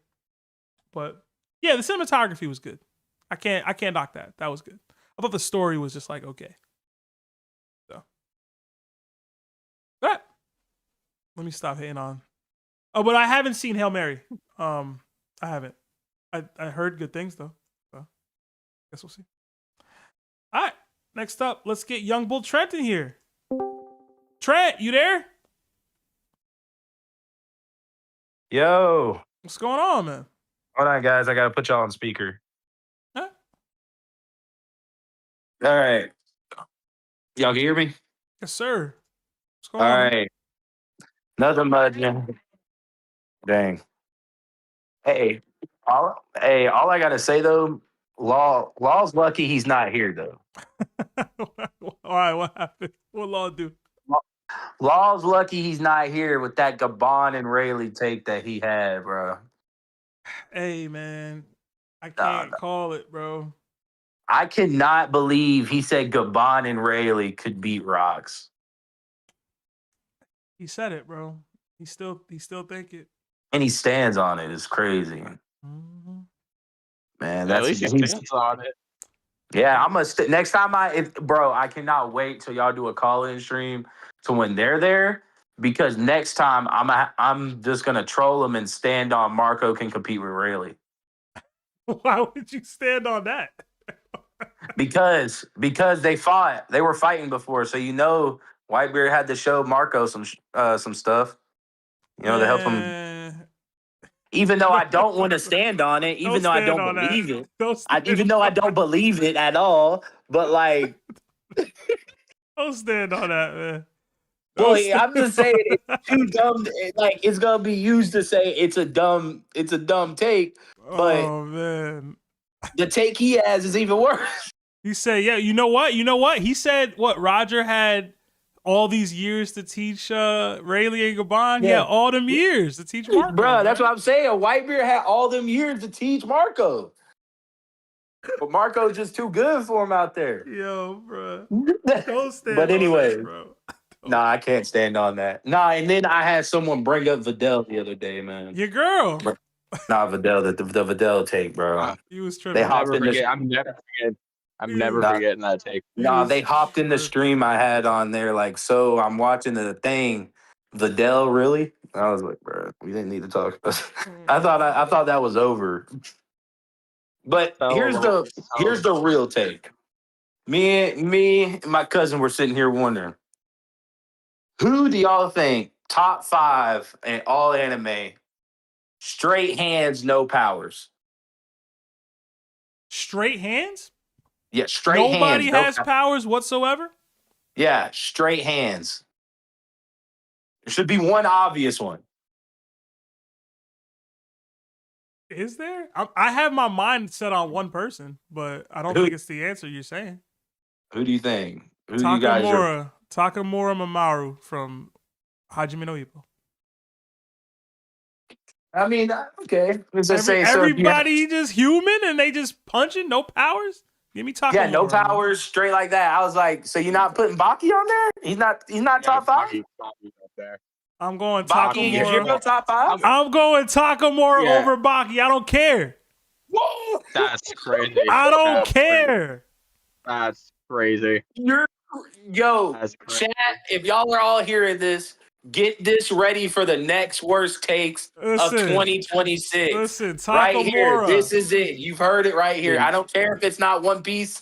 This needs to be in there. He is literally called Baki the Great. Takamura, man. Bakio. Takamura, man. I don't care. Baki took someone out in 0.5 seconds. Listen. And we're not even mentioning like physical aspects, the physical difference between Haki and Takamura. And like Baki, I feel like is the equivalent of like 4 Takamura. Literally. Oh yeah. And then my cousin just said Jin Mori. Like we're not gonna sit here and not act like Jin Mori will box him up. Like come on, you're putting these guys, you're putting them over some crazy guys right now. Like yeah, it all comes down to matchups. Like it all comes down to matchups. That's the thing. Like Baki doesn't use any powers. Like that's purely just ability, like fighting ability. Like I get it. We got the boxing. Like you got to think though too, because like Hajime Ippo is just boxing. Baki he's fighting boxers. And other types of martial arts. Man, if you watch it, he just fought Pickle, little giant caveman. Yeah, honestly, that's the one thing of Baki I hated was Pickle. I absolutely hated Pickle. The Hooga Booga Master. Listen, absolutely. I'm gonna be 1,000% real with y'all. I've never seen Baki, but I don't care. I'm still going to Takamura. You're crazy, bruh. People in Baki are eating like. There's a dude. Let me put it this way. Let me put it this. I don't know if I want to say that. I mean, it's a minor. Well, all fights are technically not necessarily minor, but you see a dude take a hit that is mind-boggling how he walks away from. Yeah, like they're breaking. Okay. There's a guy swinging at Mach 1. Okay, so all right. Kenichi from World's Mightiest Disciple. Can he compete with Baki? At what point? Towards the At end. what point? Can he compete with Towards Baki? the end? Yeah. And serious Kenichi could compete, yes. Right. Would he win? I'm asking. He could compete though. I don't know if he win, but he can compete. Yeah, that'd be a fight. Dang, they said Takamura over Baki is worse than Gaban over Rocks. Nah, bro, that's not worse, man. That's not worse. That's not worse. Yeah. Hey, Chad, I'll tell you right now. Maybe it's worse. Because you don't know. Yeah, I don't. I love don't Law, know. but that's pure ignorance. That's just pure ignorance coming from Law. Like he know better. Okay. Because he talked, like how Rocks was big and bad at the beginning, but then wants to say that is crazy. Mm-hmm. And he hates how Marco is. He's gonna have to use that same stuff he used for Ray back around to him. That's why I'm willing to do it to him. I'm not even gonna hold you. I ain't know Baki was like that, man. I ain't know. I gotta get familiar, bro. The world of Baki, he's like that when it comes to straight hands. You like that's all Baki is just straight hands the entire show. I don't know if he beat Goku. I don't know. He's not beating Goku. So hold on, Trent. You said no powers, right? But can people use weapons? Like if I'm a martial artist, but I use swords, you know what I'm saying? Like Gameran is about a show, like they fight martial artists. I mean, you know what I mean? Because they be killing people with their hands. Yeah, I mean, you can. We could do that. Because. Who you about to say? Oh yeah, no, yeah. Even in Baki, like weapons are used. I'm not gonna lie. Let me just tell you this. Let me tell you, Baki's dad, Yujiro, sat there. Somebody flung a sword at him. He stopped it with 2 fingers, sat there and broke the sword while looking the guy in his eyes, and the guy fainted. Okay. They compare Yujiro, Baki's dad, to a literal like entire army. Okay. Like he himself is the equivalent of an entire army, tanks and everything included. You know how Kaido gets the strongest creature thing? Mm-hmm. He gets that title. That's Yujiro, except he proves it on a daily basis. Okay. With no powers. Like With it no just I feel powers. like I've tried to watch Baki and I just didn't enjoy it. You But maybe you can't don't watch Baki the Grappler. okay. The original one. Watch Netflix. Watch Watch Netflix. the one after because that's when it acts. The old one, I'm not gonna lie to you. Baki's getting smacked by just about anybody. Okay. You need to watch Baki Hanma. That's the new one. But the old one, I'm not gonna lie. Baki the Grappler or whatever is getting smacked. Okay. All right. Maybe I'll have to check it out then. Yeah. I'm surprised Larry ain't here. I was about to sit there and Larry Boo loving with his lady, man. He out. man, he chasing can't be out here doing this, man. He's not gonna hang out with the boys. It's kind of crazy. Listen, let my man's be with his girl, man. No, I'm just kidding. You're not killing Larry today So wait, about that. so who would your top 5 be then, Seb? Just Yeah, hands? Seb. I'm Yeah, just hands. clearly I'm ignorant, bro. I don't have a lot of. Well, no. Personal. No, it was only ignorant for you to say Baki's is not better than the people on Hajj. Because that is crazy. Because he knows all types of martial arts and just everything. All right, just hands and or weaponry, no powers. Man. I can get mine real quick. Yeah, go All right, ahead. go ahead. Bro. I'd have to really think about this. Yujiro, Baki, Kenichi, Yuji, and yeah, I'd put Yuji up there. Yeah. Top 5? Just right off the top of my head. Right off the top of my head. Yeah. I'd give Ida Okay. away. So you think he's better? He has better hands than someone like Goku? Jin Mori? I mean, if we're taking out powers in the entirety, that's Jin Mori's got them hands. And so does Goku. Mori. Goku still Jin Mori would be up there. out of high school is kind of just broken. But yeah. Mine was So does One Punch Man have powers, technically? Like it's not it's not powers, right? I mean does Saitama have powers? He doesn't. No, Saitama. He's just he doesn't have powers, technically. He's just like that. That's not fair though. That's not that defeats the purpose of the question.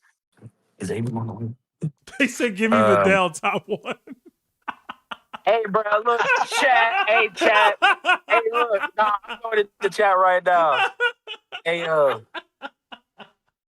great. Yeah, Goku is a martial arts master, but a part of that martial art style is to use like ki blasts, bro. That's not fair. Yeah, ki and all that. So that's why I was like, I can't put I don't feel like I can put Goku up there because a lot of his like everything in his strength comes from ki and. Well, question: if you're going Goku from like Dragon Ball with just the martial arts, no Kamehameha waves, no flying Nimbus. I guess you could use the pole. I mean, hey, look, you're gonna laugh, but Yamcha just hands. If he's not fighting Saiyans, he's decent.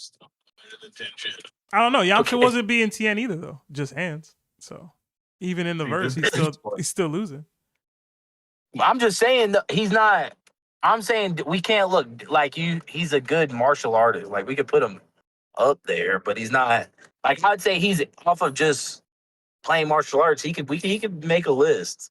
Top 5. All right, I'm gonna give my list. It's you're not gonna agree with it, but I'm gonna say it anyway. Just hands.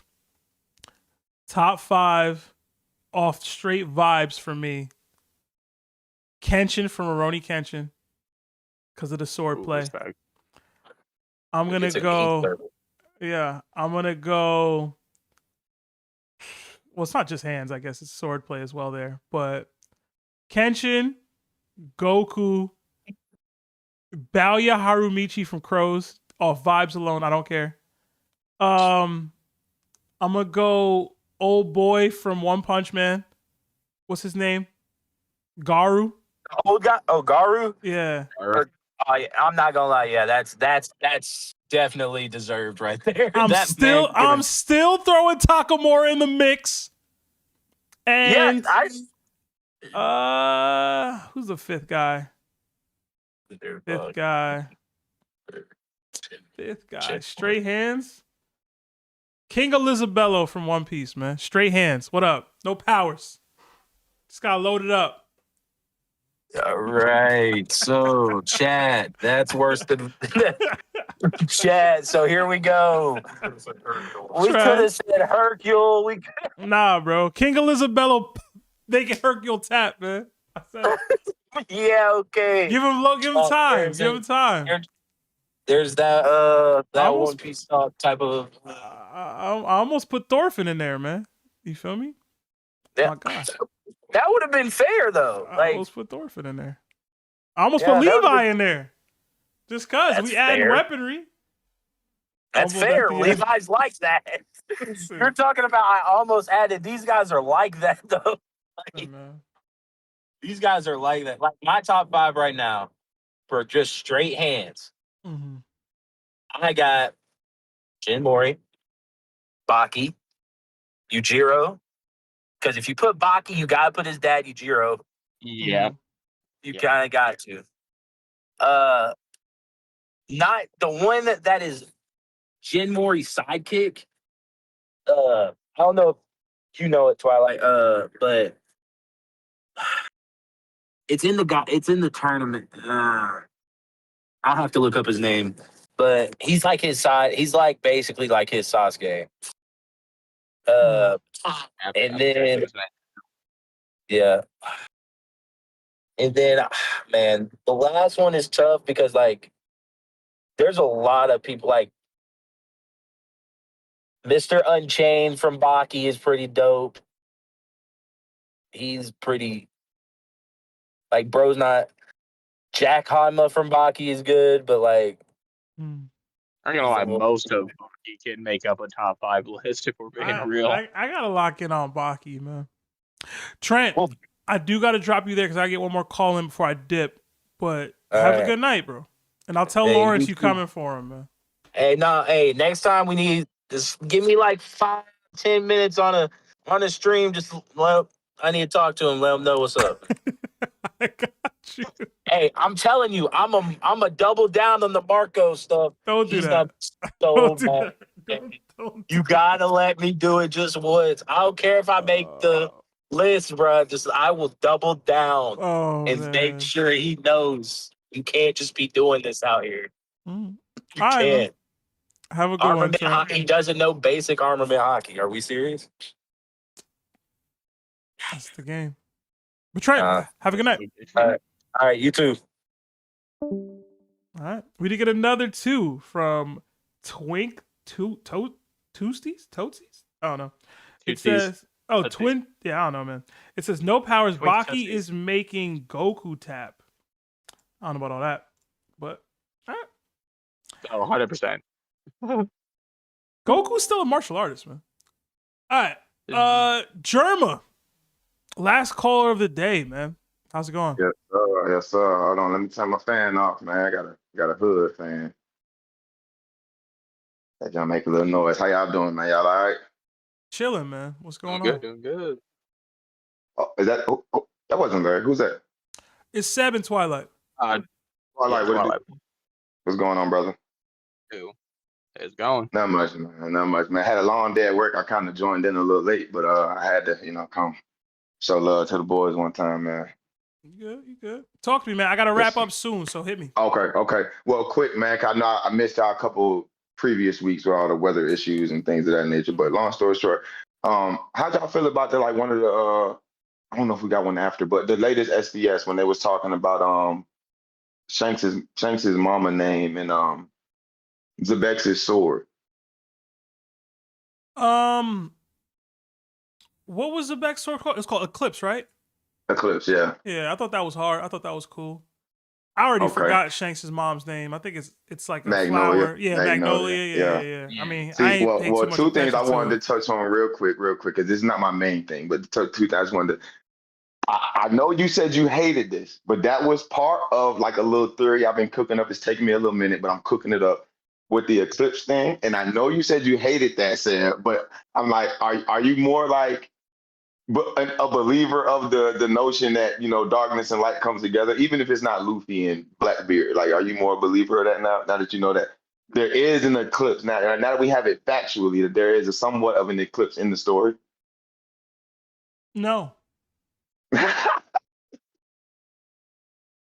I ain't mad at you, man. Stick to your guns. Stick to your guns. Man. I'm not mad at you. But as far as the Magnolia thing, little thing on that. It was probably like a month or so ago. You remember I called in and I said Shanks was a sky person? Yeah.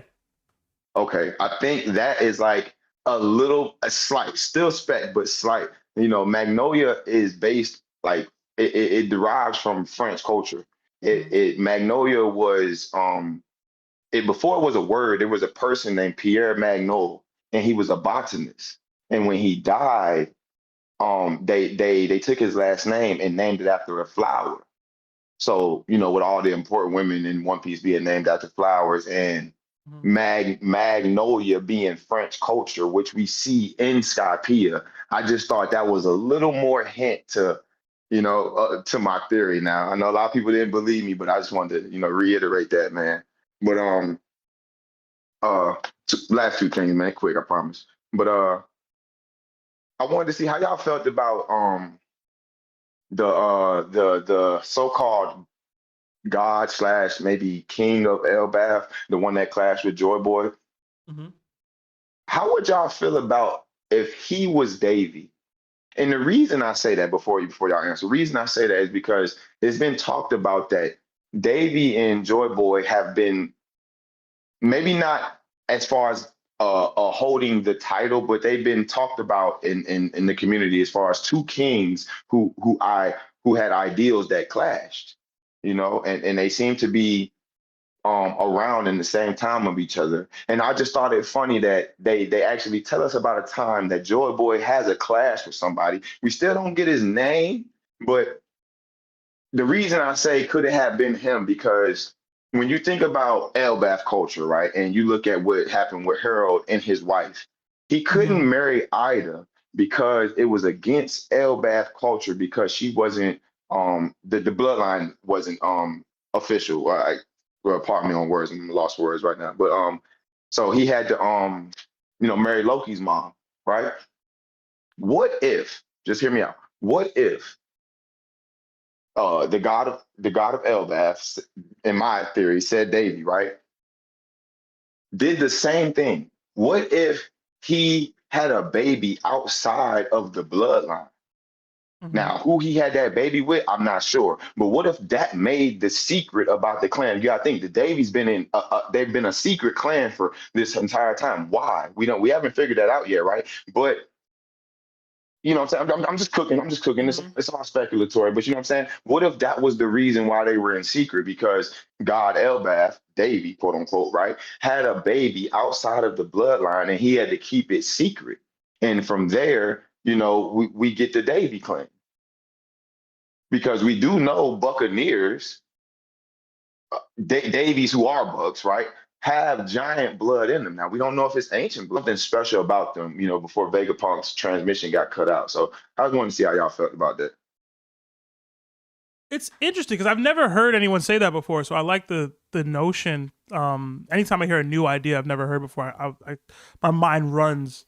I don't know if I would go as far as to say that the Elbaf warrior god himself is Davy Jones, but I like what you just said about potentially being the descendant or like a ancestor of him, right? Like where it's like a diluted clan or whatever. Because when we first see Gaban, he talks about love is love and all this stuff about like the different races that have generated as of, you know, mixed race relations.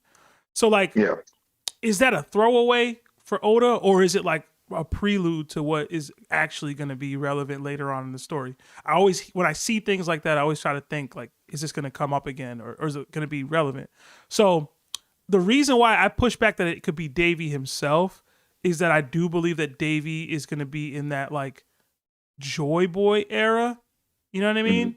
Where I think the Elbaf god seemingly is in the Nika era.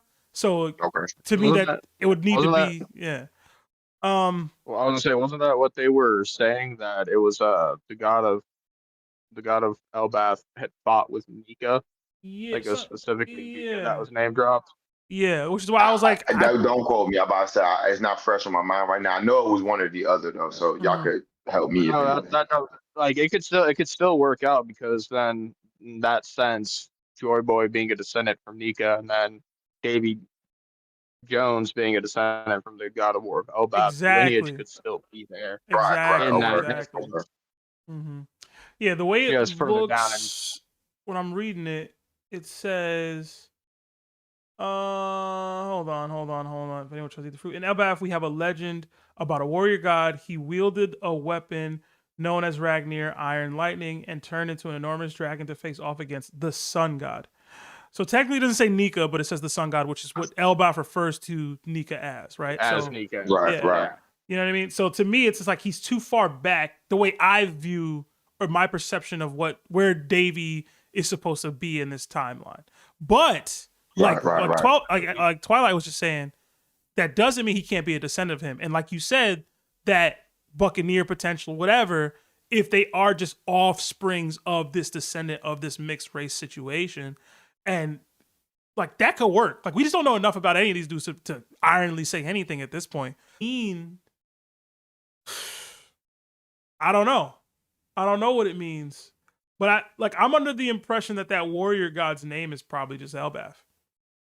Right, that's what my cousin T-Raw thinks too. He thinks we cook all the time, but that's so he thinks his name is Elbaf because of something that is he Dory or Brogy? I can't remember. They're like twins to me. I never can tell them apart. But one of them had spoke about God Elbaf, and when they said they said it as if God Elbaf. They didn't say the God. You know what I'm saying? So like, you would take it as his name was Elbaf. You know? Right. So I feel like they so created the kingdom around this dude and his view, his power, his presence, or whatever, like the origin of the island itself or the kingdom itself. But the Davies being some offspring of them, that could very well be the case, man. And that would mean that somebody like Loki could be part Davy, you know what I'm saying?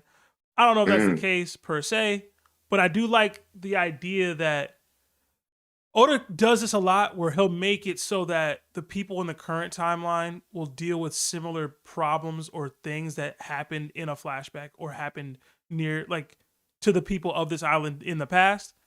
I like the idea that, like, the Elbaf god dude dealt with the same thing Harold was dealing with. And that it's funny, Harold has this huge proponent about learning and education and reincorporating the books. He might have learned that, or might have not learned it if he didn't read the books, about this same person. You know what I mean? From way back in the day. Like if his story was similar and chronicled in the lore or in the text in Elbaf. So I don't know. I do like that thought process. I don't think I've ever been presented with that before. So I like that, German. I feel like that's cool, man. I'm messing with it. Yeah. Just something I've been cooking up, man. I appreciate it, man. I appreciate it. Yeah, keep working on that. I feel like there's a deeper, even grander theory that's there with that, bro. Keep working on it. Appreciate it, man. Hey, before y'all kick me out, I gotta defend Law real quick, man. Just give me 30 seconds. Law be having some of the craziest takes. That's my boy, though. You know what I'm saying? This is to the last caller, but he is consistent, though. You see what I'm saying? When he makes his arguments, it might be outlandish, but it's consistent. He's been standing on the fact that he thought, I disagree. I'm telling y'all right now, I disagree, but I can respect the fact that he's been standing on the fact that he thinks Law and Garp not Law, I'm sorry, throw it off.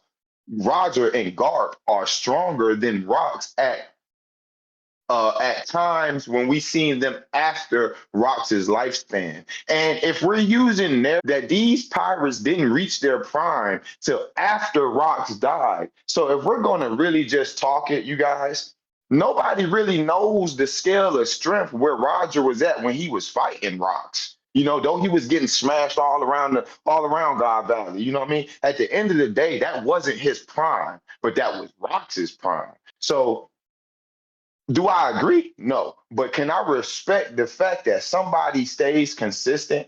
Sidebar. That was what I wanted to talk to Larry about. Seb, you remember a couple weeks ago when I said, Larry, make sure you're here. because he had cut Larry. He had shut down one of Law's arguments by saying it was spec when he had asked him what was the difference between Roxas and Harold's clash and Roger and Roger and Whitebeard's clash. Law's reasoning was because he felt like they were stronger at the time of the clash. Whether you agree or disagree, narratively, he has a point. And Larry said that was spec. But if you remember, Seb, like almost 3 months ago when I first joined the call, joined the community, I've been arguing that Law has Conquerors Haki. Do you remember that Larry made up? Not even say made up, but he gave me an answer that was like we never seen before. He said maybe that was when Law turned everybody on his boat from women back to men. And I was arguing that was Conquerors Haki. He was so stuck on it not being Conquerors Haki, he went as far as to make up something that we've never even seen. He said maybe that was some type of advanced armament Haki that we haven't seen before. And and this is my thing with Larry. When is spec an acceptable answer? Because you will kill somebody when they spec you, but when your back is against the wall, and I don't want to like for lack of better words, I'm gonna say that when your back is against the wall, Larry, you will use spec to get out of a situation. And I can't wait till Larry get here. I can't wait till he comes back. Oh man. Hey man, you ain't lying. Listen, you ain't lying. Lawrence is consistent, and I'll even go as far as to say Lawrence has argued on several occasions that he's not sure that Rox was stronger than Roger, even at God Valley. Same with Garp. He said he has and it's consistent. He's consistent with that, though. which is why he believes what he believes about Gaban and Rayleigh and stuff. But to me, I agree with you. I sometimes can be inconsistent myself. The situation has arisen. I won't act like I haven't. I've been completely yeah, man. consistent. None of us perfect, man. We all human. That's what makes us special. Law be consistent, man. He just be wrong. Yeah. He be consistently wrong. That's the problem. Yeah, I feel you. Because I mean, look, he is wrong, but I can respect his argument. He is wrong, though. He is wrong. I can definitely agree with him. Right? You know what I'm saying? And he's using facts to back it up. You get what I'm saying? If I can look at somebody and say, you know what, me and you come from different worlds, I can understand where you're saying and leave it at that. I'll say this. My only problem with Law, because I don't even have an issue with him thinking what he think. My problem with Law is when the author or narrator or the mangaka outright tells him something and he don't accept that. That's my issue with Law. That's inconsistent to me. Yeah. Because sometimes when the narrator or the author says something, he just accepts it. And it's not just the Rayleigh Blackbeard thing. That's another example. This is a deeper thing that I've had with Law since high school. There's a whole other manga that we've fought about. Because he refuses to accept what the author will outright tell him to his face. And I don't like that. How are you going to disagree with the mangaka's own narrator's words? Right. This is his world. He's making the rules. If he said this is how it goes. And it's worse. Yo, when I tell you, Germa, Twilight, it's not even like, when I tell you the Rayleigh Blackbeard thing, you can mental gymnastics your way out of that however you want. Because technically, Oda didn't outright say it. He had Rayleigh imply it, say it, whatever. In the series I'm talking about, he had the manga say this man understood that this man's strength was paper thin from his. The difference in their strength was paper thin. And Lawrence said, nah, he weaker, way weaker. He trash in comparison. Blah, blah, blah. And I'm like, this is what the manga said. Anyway, it's worse. It's worse. If you ever want to know what I'm talking about, it's worse. It's Amachi versus Hana round 1. Go read that fight. Amachi versus Hana. Go read that and y'all tell me, bro. Okay. Amachi versus Hana. Amachi. Amachi versus Hana. Okay. I got you, man. Go read worse, man. Amazing. I got you, man. Hey, man, I appreciate y'all time, though, man. You know, it's always a good time, man. Y'all have a good one, okay? German, have a good night. You as well. You too, brother. Yep. All right. We did get one more super chat that came in. It's Reggie J, $2. It says One Piece by Oda and Lawrence laughing emoji. I don't think Lawrence actively like. I don't think Lawrence headcanons to the degree that others do. Yeah, I'll say that. I've seen some wild. I've seen some wild headcanons. cannons. And even beyond that, I don't think Lawrence is so dismissive of other people's thought processes either. On it. Yeah. Fine, man. I love Lawrence, man. It's funny. Me and Lawrence used to have beef for real when I was younger, man. I used to hate that guy. I'm curious to see if they show up, if either of them show up to the DDT tomorrow. They won't. I'm going to let you know that right now. It's not happening, bro. But everyone, I hope you enjoyed today's call-in streams. I have to close out there, but we really appreciate y'all being here. If you want to join in and have a guaranteed spot in a call-in stream going forward, become a tiered member on the Discord. It does allow for you to see the call-in voice channel, specifically for the call-in streams, and then we'll drag you up as we did for everybody here. I do have to run, so we can't get to the additional callers, but if you want a guaranteed spot, that's how you do it. Like the stream. It does help with the YouTube algorithm.